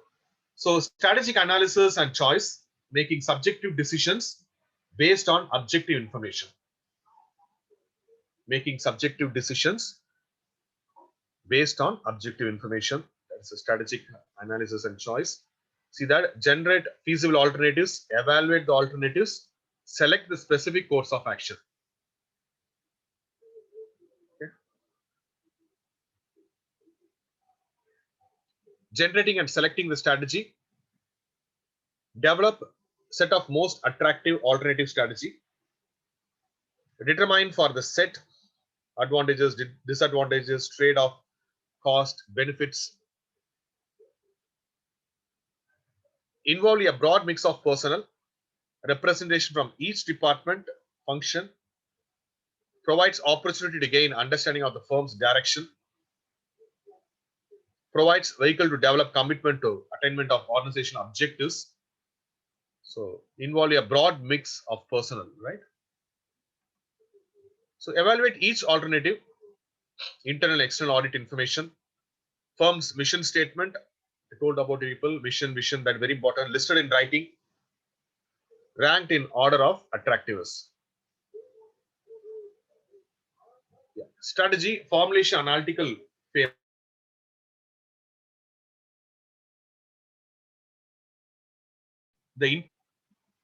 So kindly note it down. These are the 3 stages in the strategic analysis.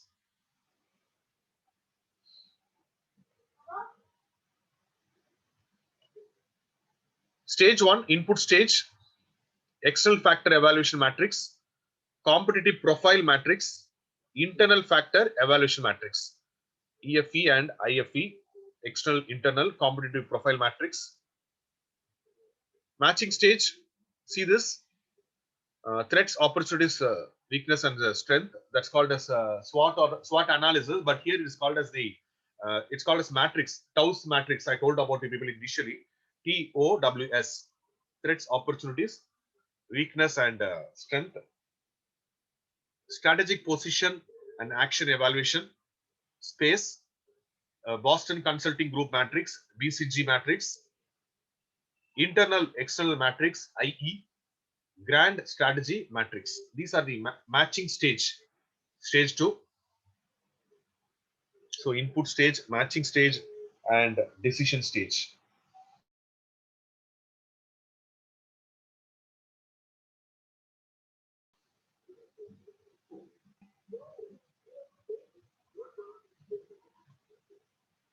Decision stage, quantitative strategic planning matrix, QSPM. Yeah. See this, input stage provides basic input for stages 2 and 3. Input stage.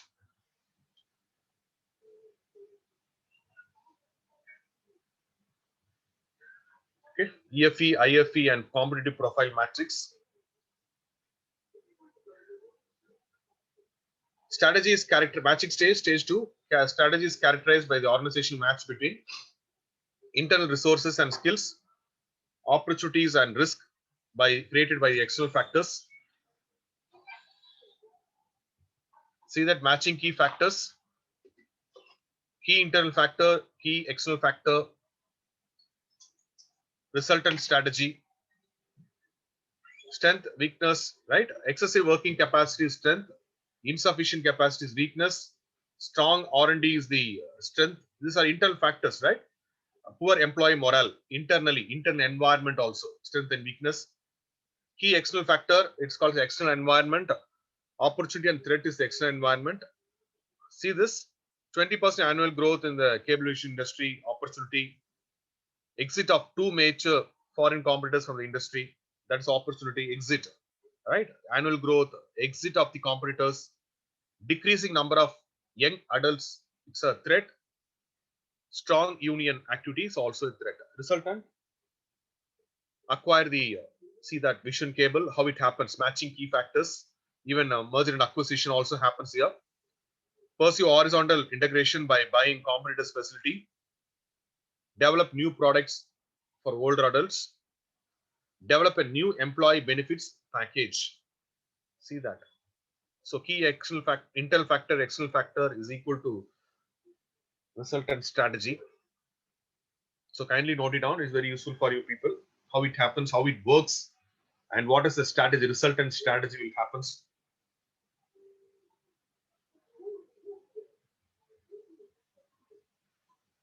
Clear? Right. See this 4 types of strategies. TOUs, threat, opportunity, weakness, threat. See that there's a combination here. SO strategy, ST strategy, WO strategy, WT strategy. So you people know about SWOT analysis. Already people know about strength, weakness, opportunity, threat, because it will be considered as an internal environment, external environment, right? Helpful, harmful, and it's called as hopeful also, right? So this, apart from that, how this SWOT can be act as a TOWS matrix, right? The same thing only. The name also same and everything, but how the combination, I think it's a new combination for you, right? SO, ST, WO, WT. Kindly note it down. One of the important strategies here.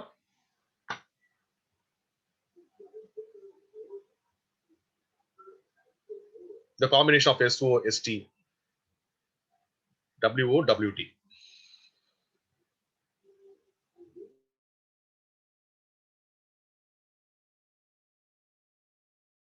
What do you mean by SO strategy? Use of firm's internal strength to take advantage of external opportunities. The combination of internal plus external, SO, right? Internal strength to take advantage of external opportunity. Name itself denotes very easily SO strategy.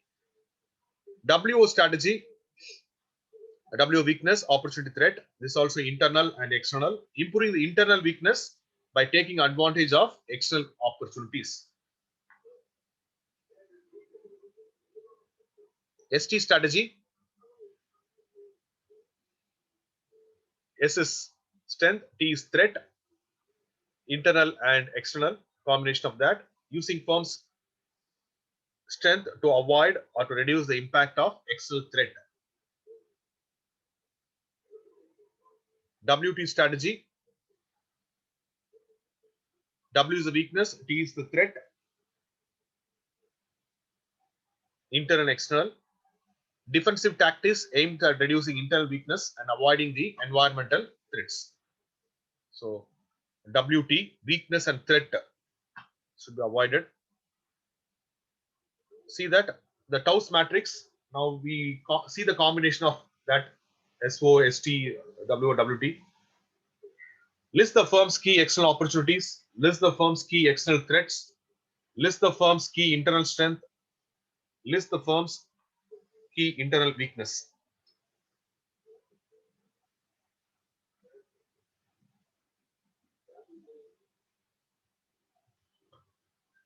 See that match the internal strength with the external opportunities. It's called as SO strategy. Again, we mentioned that WO strategy, ST, WT, right? Matching. You should match with the thing. Strength and opportunity, match the W and O, match S and T, and match W and T and work on that. And resultant strategies will occur. See that? Strength, weakness, opportunity, and threat here. SO, WO strategy, ST, WST strategy. So SO strategy,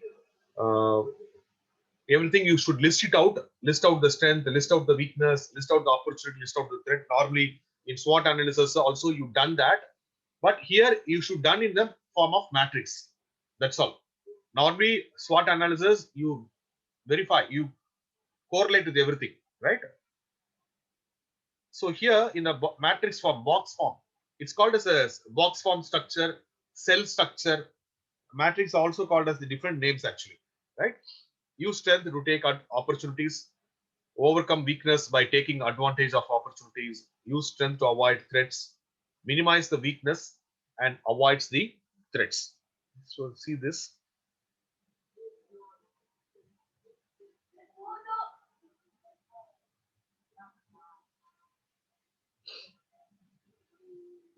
Everyone clear about that? So all are clear? TOWS matrix. Just tell me.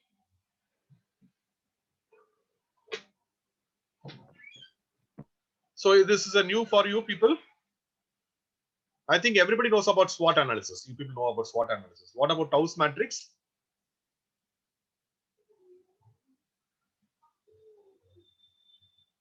Any doubts here?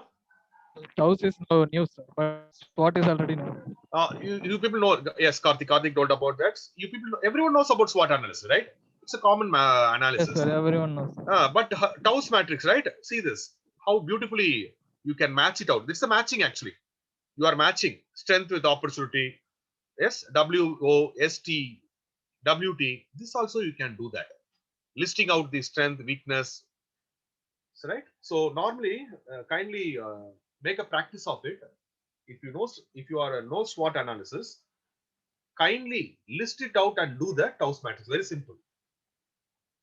Use the SWOT analysis and apply the TOWS matrix also with help of that. Clear? Right. Next. Space, this is also one of the things. Strategic position and action evaluation matrix called a SPACE. A 4-quadrant framework determines appropriate strategy: aggressive, conservative, defensive, competitive. Aggressive, conservative, defensive, and competitive. Yeah. There are 2 internal dimensions and 2 external dimensions. Kindly note it down. Maybe you kindly note it down.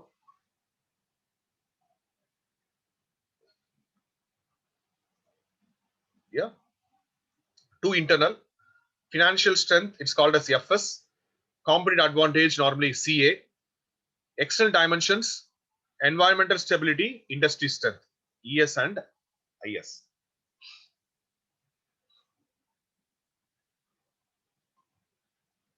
Okay. So overall strategic position determined by FS, CA, ES and IS. Kindly note it down. Financial strength, very important thing. Competitive advantage, environmental stability and industry strength. Developing the space matrix, EFE matrix, IFE matrix, financial strength, competitive advantage. This is external factor, right? External factor, internal factor, financial strength, competitive advantage, environmental stability, industry strength. See this space matrix, how it works. Select variables to define financial strength, competitive advantage, environmental stability, and industry strength. Assign the numerical ranking from +1 to +6. Worst to best for FS and IS. Assign numerical ranking from -1 to -6 for ES and CA. And compute the average score for all of them. See that FS and CA, FS and IS, right? FS and IS, how the ranking will be there. Financial strength and industry strength. So environmental stability and competitive advantage, -1 to -6. So this is a ranking, like numerical ranking will be focused on that. So compute the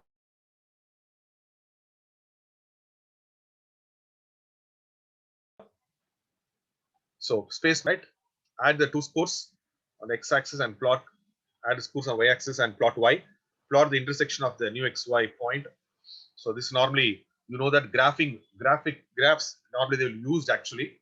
So that is a industry knowledge actually. At least you should know that plotting of x and y axis where it locates. See this space factors. Internal, I already told about that. Financial strength, FS. What is the financial strength? Return on investment, leverage, liquidity, working capital, cash flow, ease of exit from the market, risk involved in business, external strategic position, environmental stability, technological changes, rate of inflation, demand variability, price range of competing products, barriers to entry, competitive pressure, price elasticity of demand. So kindly note down this.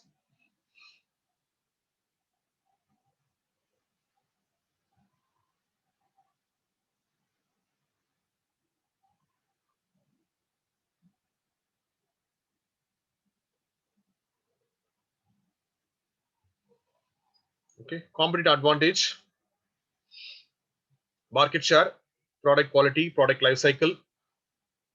I talked about the competitors and everything. The customer loyalty, competitive capacity utilization, technological know-how, the control over suppliers and distributors, industry strength, growth potential, profit potential, financial stability, technological know-how, resource utilization, capital intensify, ease of entry into market, productivity, capacity utilization.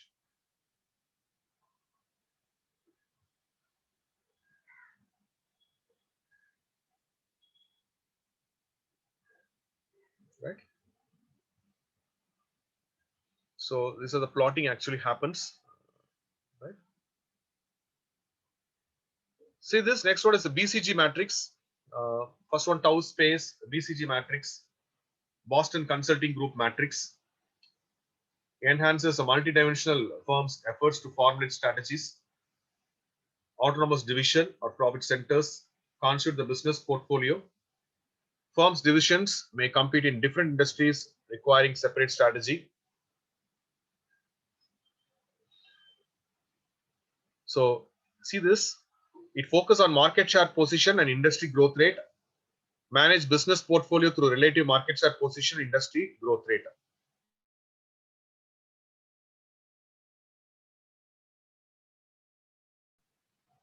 Relative market share position defined ratio of divisions' own market share in a particular industry to the market share held by the largest firm in that industry.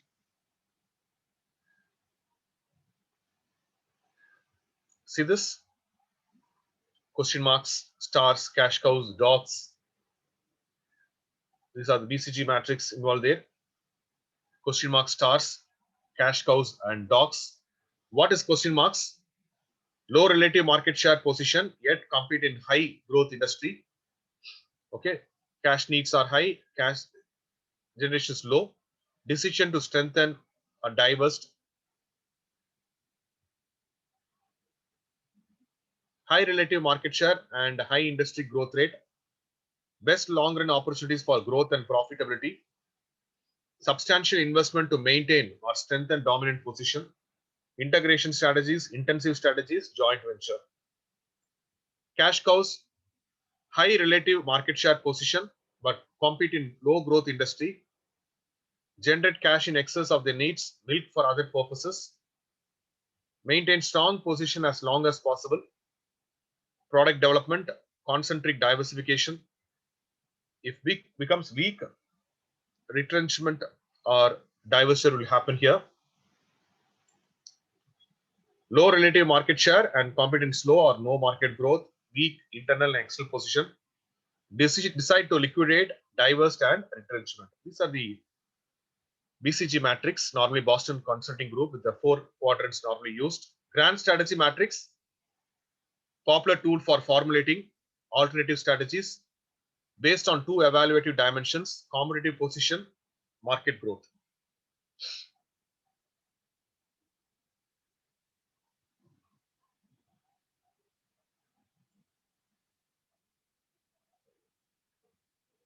So this is a grand strategy matrix. This one, I think you know about. You want to know about this. What are the things, right?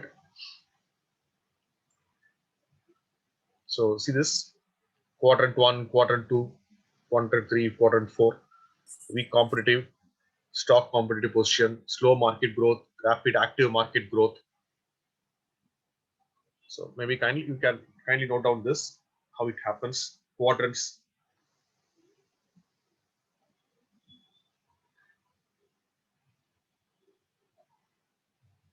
Yeah. Quadrant 1, excellent strategic position, concentration of current markets and products, take risk aggressively when necessary. This is a quadrant one, market development. We discussed also market penetration, everything. Quadrant two, evaluate the present approach seriously. How to change to improve competitiveness, rapid market growth, enquiries, intensive strategy. See this here, quadrant two.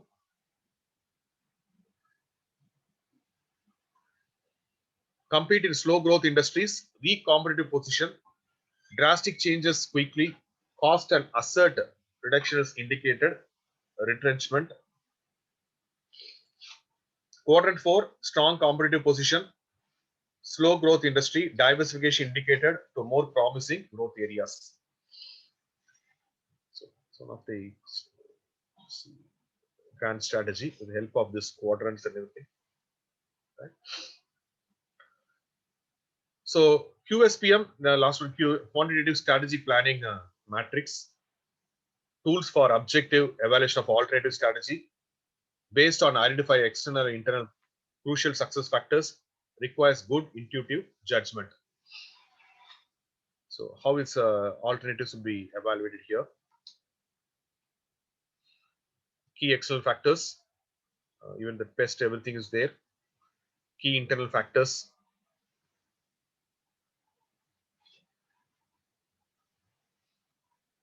QSPM lists the firm's key external opportunities and threat, lists the firm's key internal strength and weakness, assign weights to each internal and external critical success factors. So examine the stage two matching matrices and identify alternative strategies that the organization should consider implementing. Determine the attractiveness scores. Compute the total attractiveness scores. Compute the sum total attractiveness scores also.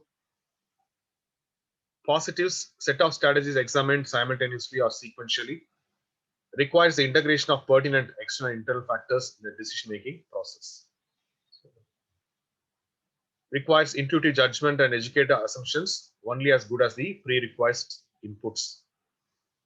So these are the things. These are key terms and concepts. Okay. So with this, we are finishing the unit 6, strategic analysis and choice, various matrix and everything we discussed. Yeah, stage 1, stage 2, stage 3.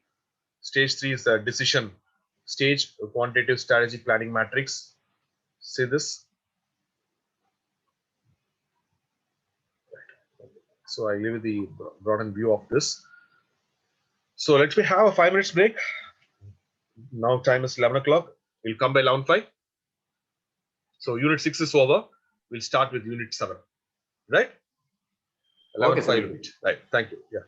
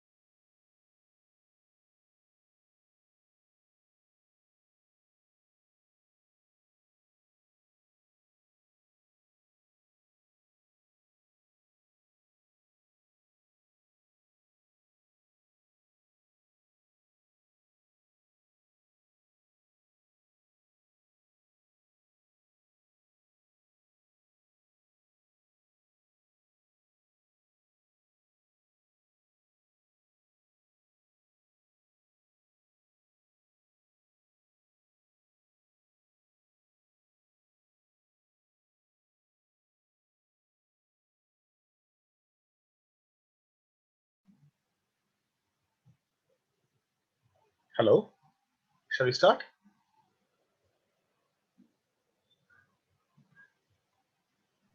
Yes, I will start. Yeah. So we discussed about the unit 6 also, right? So we finished that and we'll start with the unit 7 actually. Yeah. Unit 7 deals with the activating strategies. What I mean by activating strategy and everything. So we'll discuss with this. Some of the slides will be there.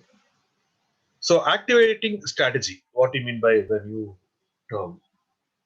The activating strategy deals with activation, right? Main thing is activation. The name itself denotes activation. Is the process of stimulating an activity so that it's required because only a very small group of people involved in strategy formulation, whilst implementation involves large number of people in the organization. So long as a strategy is not activated, it remains in the mind of strategist. Activating strategy or set of strategy requires the performance of following activities, right? Institution of strategy, formulation of derivative plan and programs, translation of general objectives into specific objectives, and resource mobilization and allocation. So these are the activation strategy. See that measurement, one of the tasks in strategy evaluation is measuring the results of strategy implementation. So before going to implementing the strategy, next unit is strategy implementation. Before that, uh, strategy activation is important. Maintaining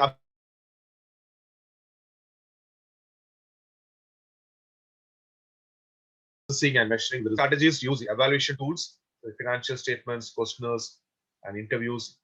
Some concepts such as manager, opinions, or contributions are difficult to measure. If the right tools for measuring are available, then the process of strategic evaluation becomes simpler. Lack of appropriate measuring tools slow down the strategic evaluation. Reporting strategic evaluations have some similarity with audit reports, which can deliver bad news sometimes. Strategists face the challenge of presenting an honest report of the progress of the strategic plan. As in methods of measuring results, objectivity is also a challenge during the reporting of these results. Inevitably, not all personnel or stakeholders will agree with the findings of the strategy report.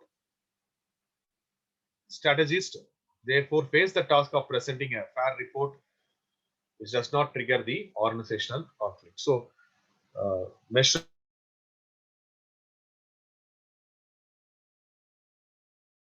and so implementation, strategy implementation.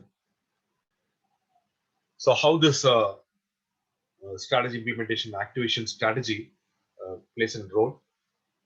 Strategy implementation is the translation of chosen strategy into organizational action so as to achieve organizational strategic goals and objectives. Right? Strategy implementation is also defined as a manner in which an organization should develop, utilize, and amalgamate organizational structure, control systems, and culture to follow strategies that leads to competitive advantage and a better performance.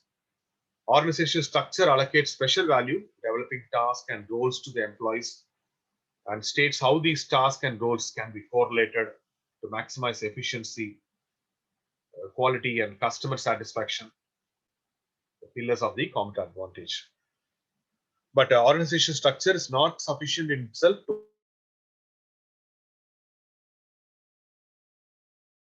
employees. So other factors or steps in implementing the strategy, developing an organization having potential of carrying out strategy successfully, disbursement of abundant resources to strategy essential activities, creating strategy encouraging policies, employing the best policies and programs for constant improvement, linking reward structure to accomplishment of results, making use of strategic leadership.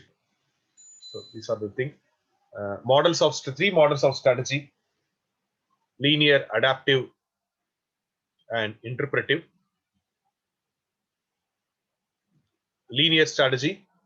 This approach focuses on planning such that goals and the means of achieving them are the results of strategic management. This model is inherent in Chandler's definition, cites above. In linear strategy, leaders of the organization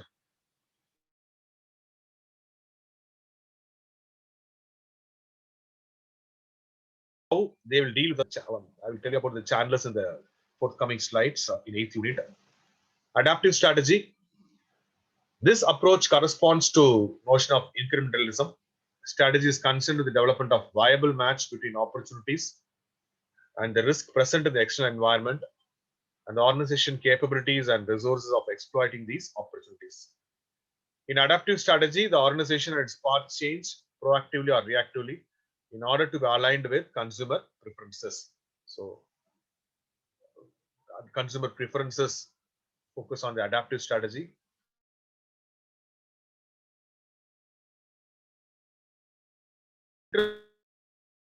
Sees organization and environment clearly related, but the emphasis is placed on managers holding a cognitive map that provides a view of the world, helps interpret the changes the organization faces, and provide appropriate responses. In interpretive strategy, organization representatives convey meanings that are intended to motivate stakeholder in ways that favor the organization. So, structural implementation.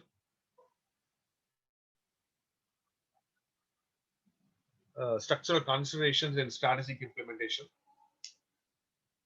So these are the basic functions of activity here. Before implementing a new or revised strategy, company leaders must ensure the organization structure and support the planned activities. After identifying the task that the company must perform well to succeed, company executives configure organization hierarchies to support primary strategy goals and achieve competitive advantage. They also identify areas of weakness that pose risk and devise techniques for handling crisis.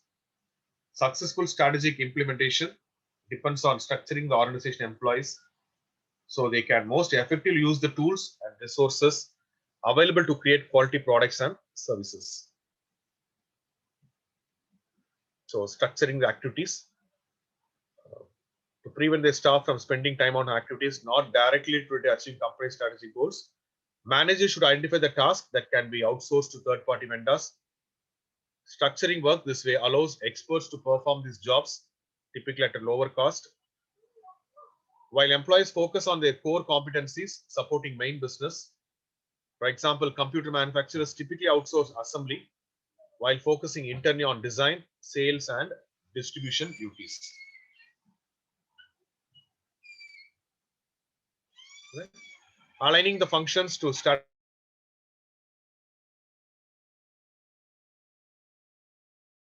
strategies, they need to ensure that all personnel in the organization structure possess the necessary skills, knowledge, right, for the task, completion of the task. Work must function to another. So leaders should establish roles and responsibilities. The strategy must be consistent across all departments, adaptive to changes, competitively advantageous, and technically feasible. So establishing the authority. Successful implementing a new strategy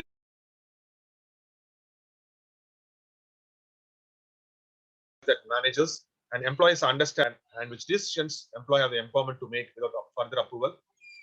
Ideally, decision makers should be those people who are closest to the situation and most knowledgeable about the impact. Right? If the organization is structured to allow employees the flexibility to make critical decisions, they must also be held accountable for their actions. So, developing the partnership, this is also important thing.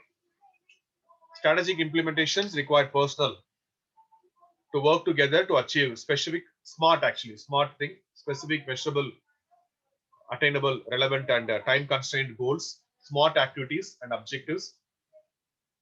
Establishing a common balanced scorecard prevents groups from competing against with each other to succeed individually at the expense of the whole company. If company executives foster a cooperative environment between departments, managers share resources, personnel, and knowledge effectively. Additionally, the organization structure should encourage new employees to seek out of coaching and mentoring from corporate executives. By encouraging learning and development, company leaders establish a framework for the sustainable growth. So this is about the uh, activating strategies before proper strategy implementation, right? So this is about the unit 7. We are completing about the unit 7, small unit. Next one, unit 8. We will move to unit 8, strategy implementation. Introduction. Strategy implementation meaning, what do you mean by strategy implementation? Management issues in strategy implementation, functional issues in strategy implementation, and conclusion part, right? So topic 1, introduction. Strategic management, you people know that is the art of science and formulating, implementing, and evaluating cross-functional decisions that enables an organization to achieve its objectives. That's scientific strategic management. Stages: strategy formulation, strategy implementation, and strategy evaluation. These are the normal stages is there. Strategy implementation, we see that strategy implementation, it's the action stage of strategic management. Focus on efficiency, primarily operational, requires coordination among many people, differ greatly for different types of organization, right? So management issues in strategy implementation: annual objectives, policy, restructuring, re-engineering, strategy and structure and culture. These are the issues in strategy implementation, right? This objectives, short-term milestones should be a SMART. I have told about the SMART, established at corporate, business, and functional level. Policies is a specific method, guideline, procedure, and rule to achieve goals, supported by annual objectives, generally formal and written, provide a predetermined answer, help understand the business environment. See this structure relations by Chandler. New strategies formulated, new administrative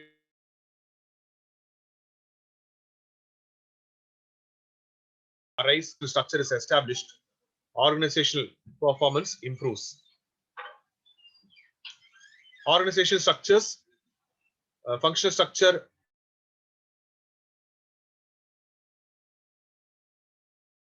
structure, matrix structure, SBU.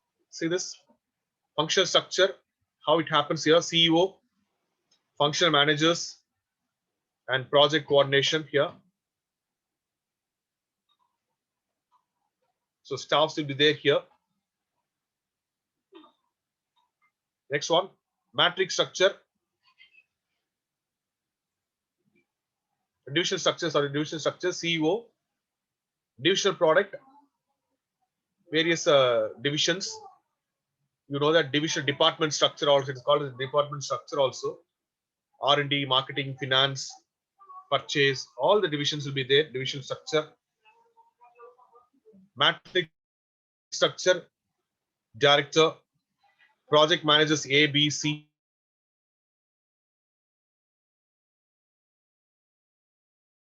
group, administration. Simple example of the matrix, how it happens with each project managers. The reporting will be is there.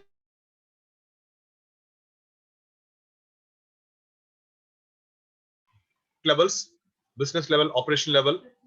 So corporate level, organization; business levels, SBUs; and operation level, business activities will take place.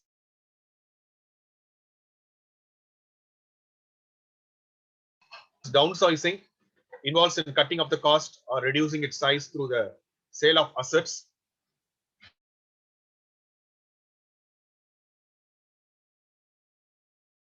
Structure follows strategy. Re-engineering, also known as the process redesign, involves in a redesigning of the work and process.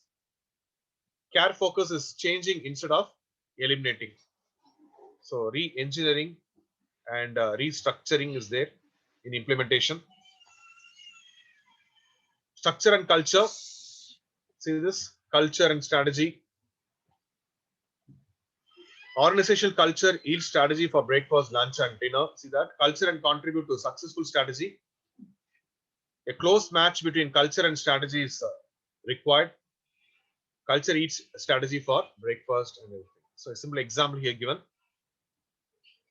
Functional issues in strategy implementation. Marketing issues, finance issues, R&D issues, MIS issues, management information system. Marketing issues, main marketing variables vital to strategy implementation are market segmentation, market positioning, right? Finance, acquiring needed capital, developing the projected financial statements, preparing financial budgets, evaluating work of a business. R&D issues, be the first firm to market,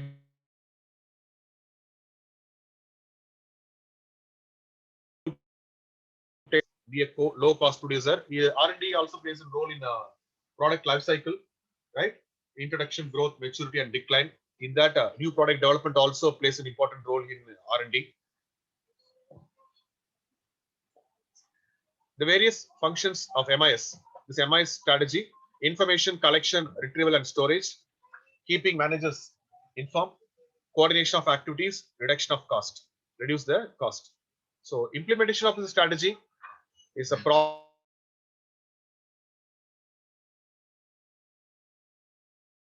through which the design and management of system to achieve the best integration of people, structure, process, and resources in achieving the organizational objectives. Implementation of strategy affects all the functional and divisional areas of the business. So this is about the strategic implementation. Clear? So you need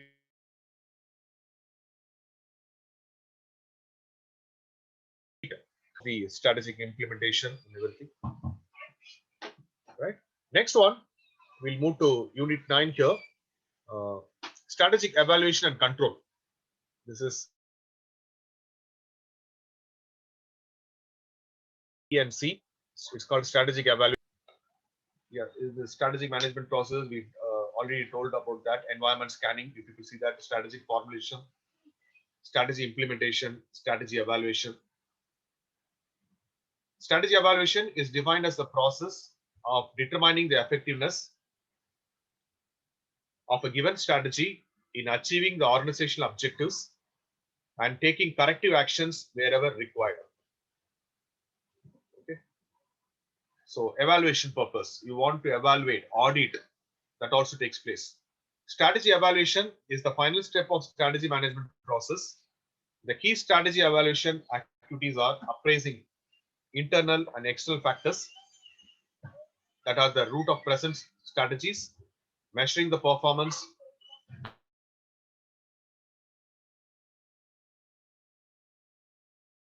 making sure that organization strategy as well as implementation meets the organizational objectives.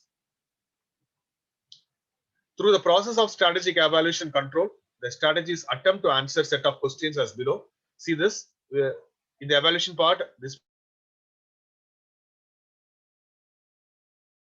important here is the strategy guiding the organization towards intended objectives, or the organization and its managers doing things which ought to be done.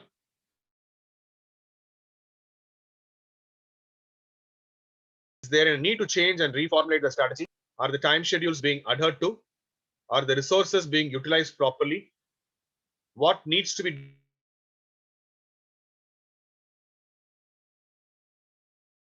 that resources are utilized properly and from the beginning itself?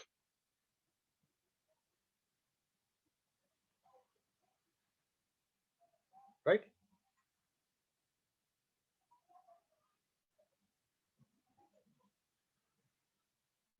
Okay. Importance of strategic evaluation.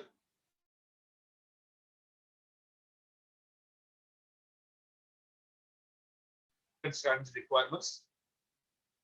Strategic evaluation through the process of control feedback rewards and review, help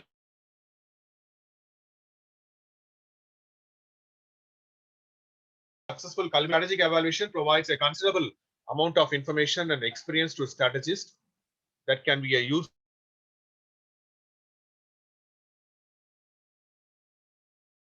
strategic planning. So,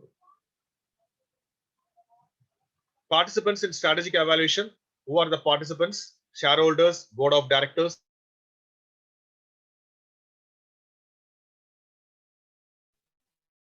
chief executives, external internal auditors, audit and executive committee, corporate planning staff or department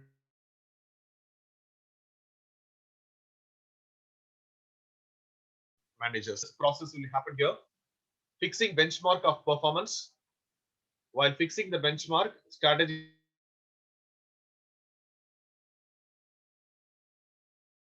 questions such as what benchmarks to set. In order to determine the benchmark performance to be set, it is essential to discover the special requirements for performing the main task. The organization can use both quantitative and qualitative criteria for comprehensive assessment of performance. Quantitative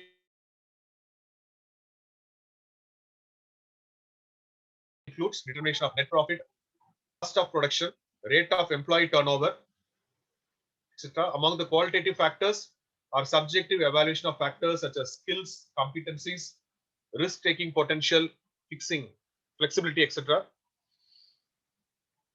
Yeah, measurement of performance. The standard performance is a benchmark with which actual performance is to be compared. The reporting and communication system help in measuring the performance. For measuring the performance,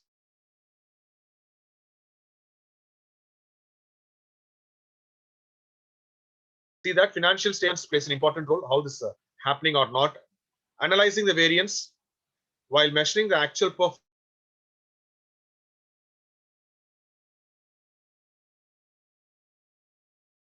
Comparing be analyzed. The strategies must mention the degree of tolerance limits between which the variance between the actual and standard performance must be accepted. Taking the corrective action. Once they to plan for a corrective action, corrective measures to be taken. If the performance is consistently less than the desired performance, the strategist must carry a detailed analysis of the factors responsible for such performance. Okay. So techniques of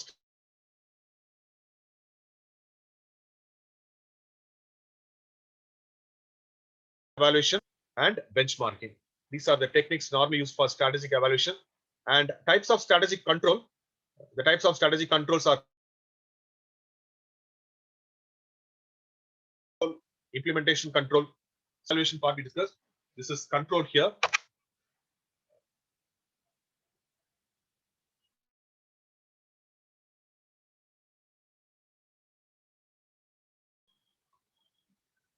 Strategy that determines a strategy. Continuously evaluate the strategy as it being implemented and take the necessary steps to adjust the strategy to the new requirements. Most commenters and could agree the definition of strategy control offered by Schindel and Hofer. Strategy control focus on the dual questions of whether the strategy is being implemented as planned and the results produced by the strategy are those intended. So these two considerations taken into account for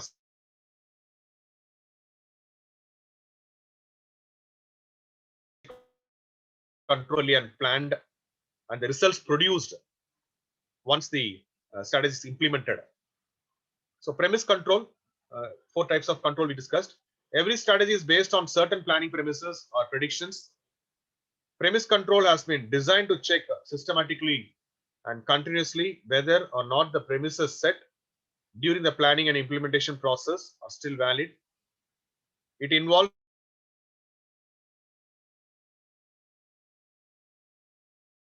of environmental conditions, environmental factors, and industry factors. Environmental factors, for example, inflation,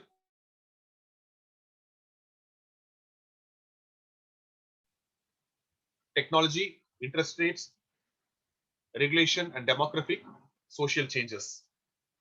Right? Industry factors, example, competitors, suppliers, substitutes, and barriers to entry. So these are the things normally used.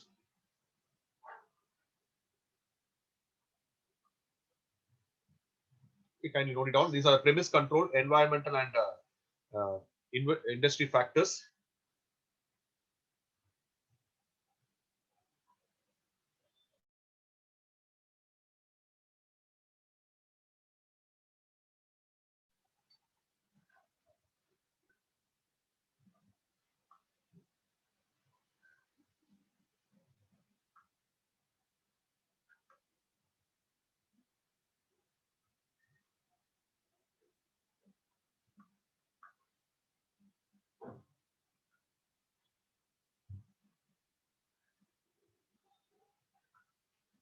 Okay, next one. Implementation control. Implementing a strategy that takes place a series of steps, activities, investments, and acts that occur a lengthy period. The two basic types of implementation control are monitoring strategic thrust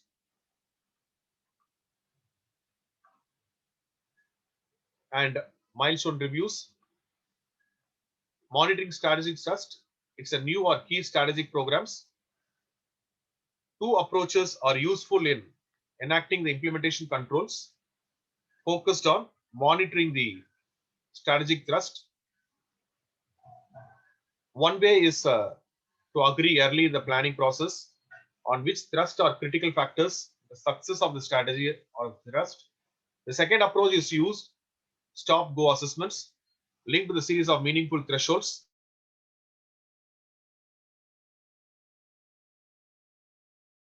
Your strategic programs are monitoring the strategic thrust is important to take care. Milestone reviews. Milestones are significant points in the development of programs, such as points where large commitments of resources must be made. A milestone review usually involves a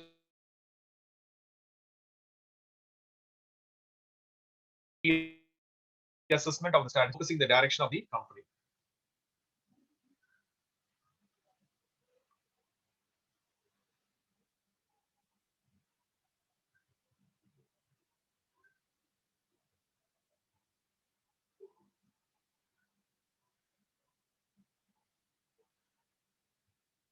Okay, so kindly note down the implementation control.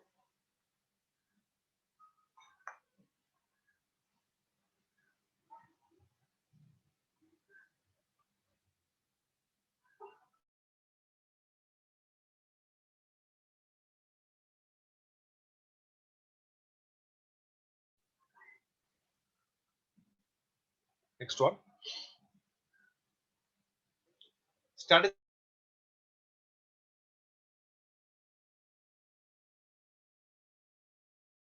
and right in the examination point of view, right? Strategic surveillance is designed to monitor a broad range of events inside and outside the company that are likely to threaten the course of firm strategy.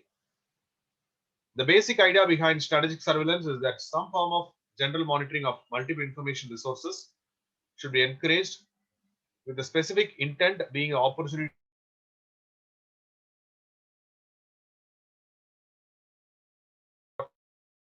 yet unanticipated for scanning. Strategic surveillance is designed to safeguard the established strategy on a continuous basis. That threatened part, you should control of it. So environmental scanning should take place more or similar to that.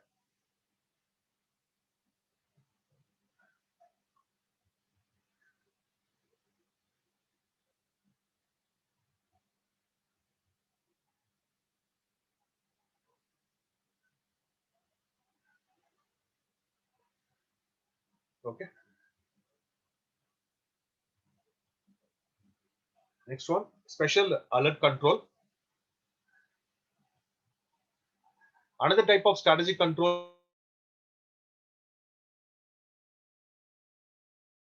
especially and often rapidly reconsider the firm's basis strategy based on a sudden unexpected event. The analyst of recent corporate history are full of such potentially high impact surprises. Example, natural disasters, chemical spills, plane crashes, product defects, hostile takeovers, etc. So you need to be thoroughly and often rapidly reconsider the unexpected event, right? A special alert control. An example of such event is the acquisition of a competitor by an outsider. Such an event will trigger an immediate and intense reassessment of the firm's strategy. Firm crisis teams to handle your company's initial response to the unforeseen events. Okay, this is a special alert control.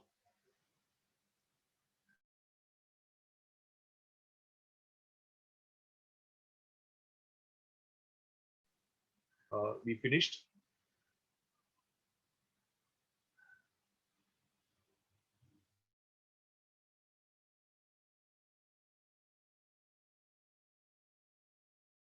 So we discussed about the MBA program and how will you learn? Actually, I will ask one question. How will you learn this?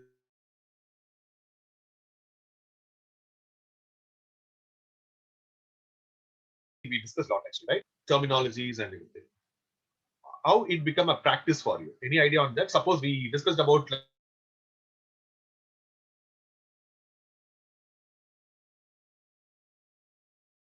BCG matrix, 40 people, like TOUS matrix. We discussed about that. So, as an MBA student, how will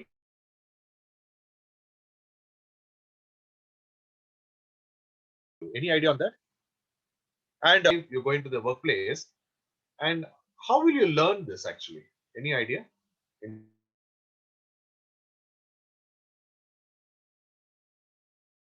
On that, right? There are around 10 units in the strategic management. Kindly note it down. 10 units are there. I'm correlating with this concept with the unit 10. Anyone can give an idea on that? Suppose I give an example, TOUS matrix, right? TOUS matrix is there. How will you learn this TOUS matrix? In what form? Practically, I'm asking. Or if you're working in an organization, think about, I think people are working in organization. Think about that and tell me the answer.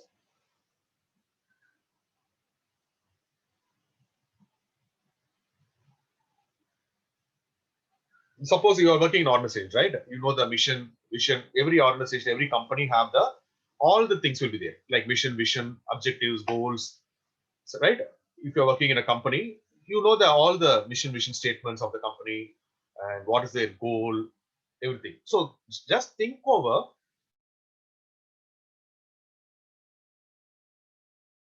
We discussed a lot about today's strategic management about that, and tell me how it will be useful for you.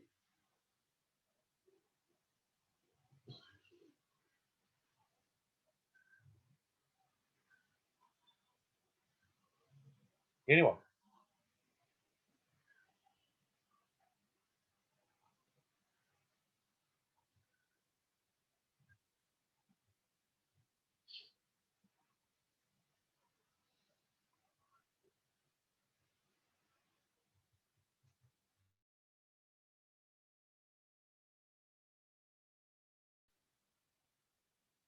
Yeah.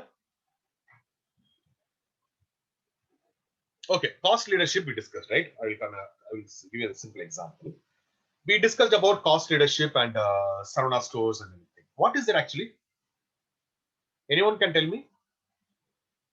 We quote the example, right? We quote the example of Sarana stores and explain and think about a lot of things in that, right? Like prices, products, and everything, and even malls, their transformation, how it happens, and whether it's a relaxation place for children. What is that called as?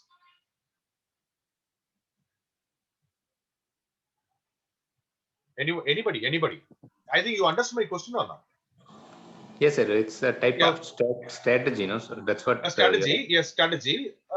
What is that concept called as? Suppose I'm very simple example. Cost leadership is there, right? Now, cost leadership means you can tell the example of various examples like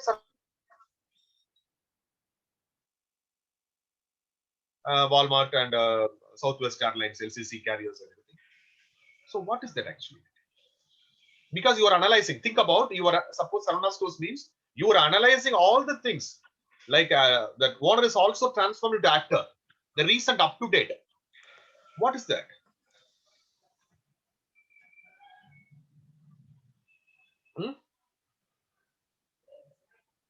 One way we call it as example. What's up, Prabhakar sir? Suppose cost leadership means example. Okay. Various examples are there. One more thing. Example, you are studying all the areas. What is that?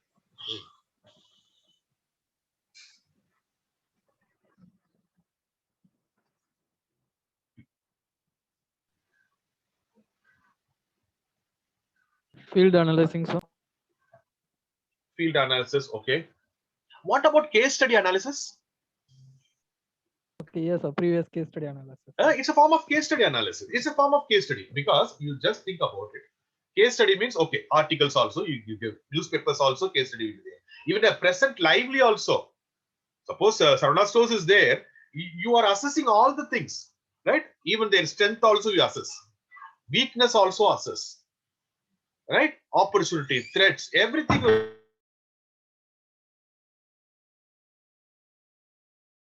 of Sarana Stores. So that what it happens, it's clear? What Karthik and Prabhakar sir? Yes, sir. Case Yes, sir, study. clear. Yes, one Yes, sir, case study in the form of written form, or it can be a visual form also. You can correlate, you can apply. You can apply Taos matrix in Sarana Stores or not? My question, whether you can apply the Taos matrix concept or BCG matrix concept in Sarana Stores or any company? Yeah, we can apply. You can apply and see the result also, resultant strategy, right? Internal, external, right? How the Sarana Stores employees feel? Anyone can give me the view on that? The person who are working in Sarana Stores, what is the feeling of the employee of the Sarana Stores? Anyone?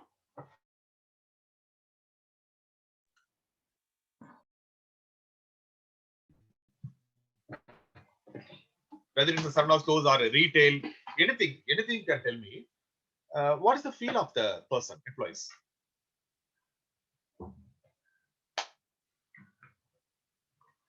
Okay, what is the working hour for the retail environment, retail shops, normally for an employee? 8 hours. Yes, sir. Actually, comparatively is higher. Yeah, how many hours normally? Normally, how many hours? 8 hours. Normally, No, not 8 hours, sir, Karthik. That's a big difference actually. That's the yes, reason around people are not 12 to 14 interested they so take. in work in.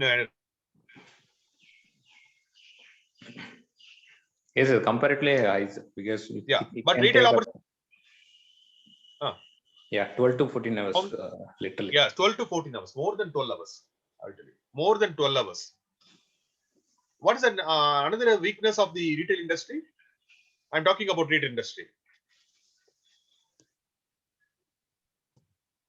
What is the weakness of the retail industry? Maybe employee, more working hours, and always standing, right? I think you notice that also. The Yeah, yes, person yes, sir. working in the retail industry, he or she will be always standing for more than 12 to 14 hours, right? So these are the weakness and case study also. So, right? So please note it down. Maybe I will. What is the case study analysis? What do you mean by that? Kindly note it down. A case study refers to collection and presentation of detailed information about a particular participant or small group or company, right? In terms of various research has been carried out. So case study, you people know that. Even Southwest Airlines case study, you can go with that, right? Even with the uh, Hyderabad team, right? Like IPL. What is the name called as for the Hyderabad team now? In IPL, I think everyone is watching the IPL match, IPL 2021. What is the name of the IPLs in Hyderabad team now? Any idea on that? Okay. What happened to CSK team? What is the problem they faced? Any idea on that? No idea. Nobody likes cricketer here in this group. Sir, what you're asking about? Yes, sir, Prabhakar sir. You can proceed. Yeah. Yes, sir. Actually, what you're asking about? Actually, this in IPL, no? IPL. Yes, sir. Yes. Talking about IPL. Listen, yeah. Yes, sir. Yes. Yes, we like no, sir. Because even. Yeah. What is the name of the?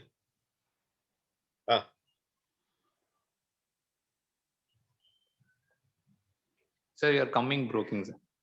Hello. Can you hear me now? Yeah. Hello. Yes, sir. Now can hear. Okay. Right. Yeah. What is the name of the Hyderabad team? Sunrisers Hyderabad. Sunrisers Hyderabad. Or any idea on that? Okay. Which Hyderabad? Who is the owner of the Sunrisers Hyderabad? SRH. The Sun Group. Sun TV Group. Sun Group. Mr. Kalanandi Maran and their family, right? Yes. So they are having the SpiceJet actually airlines. Before SpiceJet, what is the name of the airline?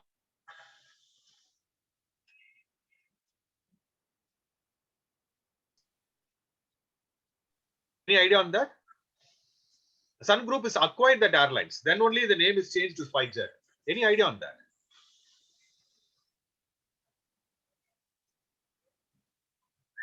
No idea. No, sir. No idea. What about Deccan Airlines? Deccan Airlines. You heard about Deccan Airlines?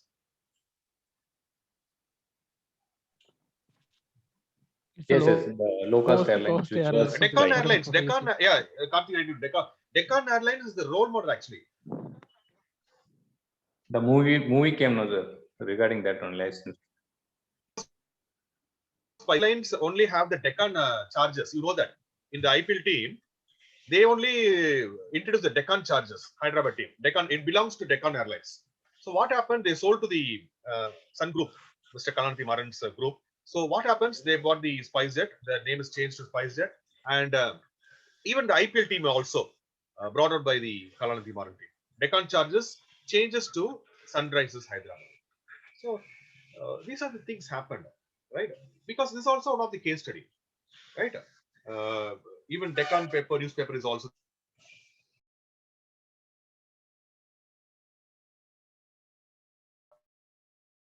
why they bought and what's happened. Maybe the financial, maybe BCG matrix, maybe the cash cows. A lot of things are there.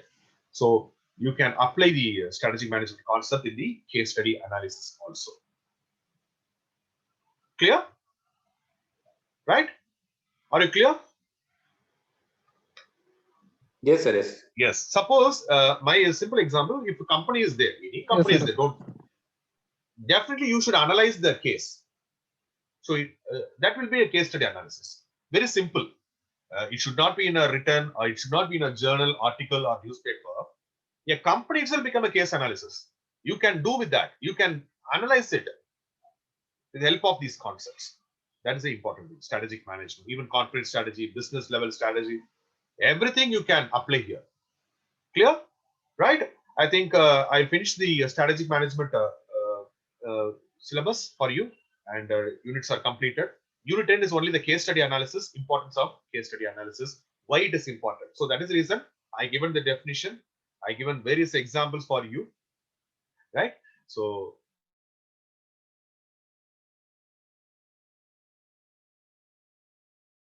at least you learn something about the strategic management. Yeah. So, yes, sir. Definitely.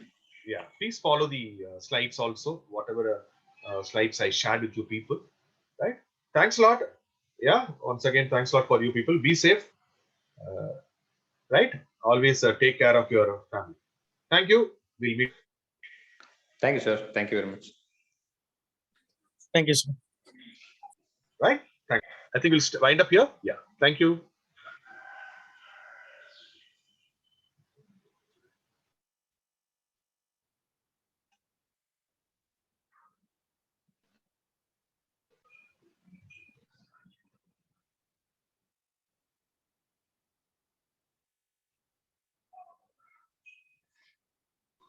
So take care. Thank you. Bye. We'll meet in the next session.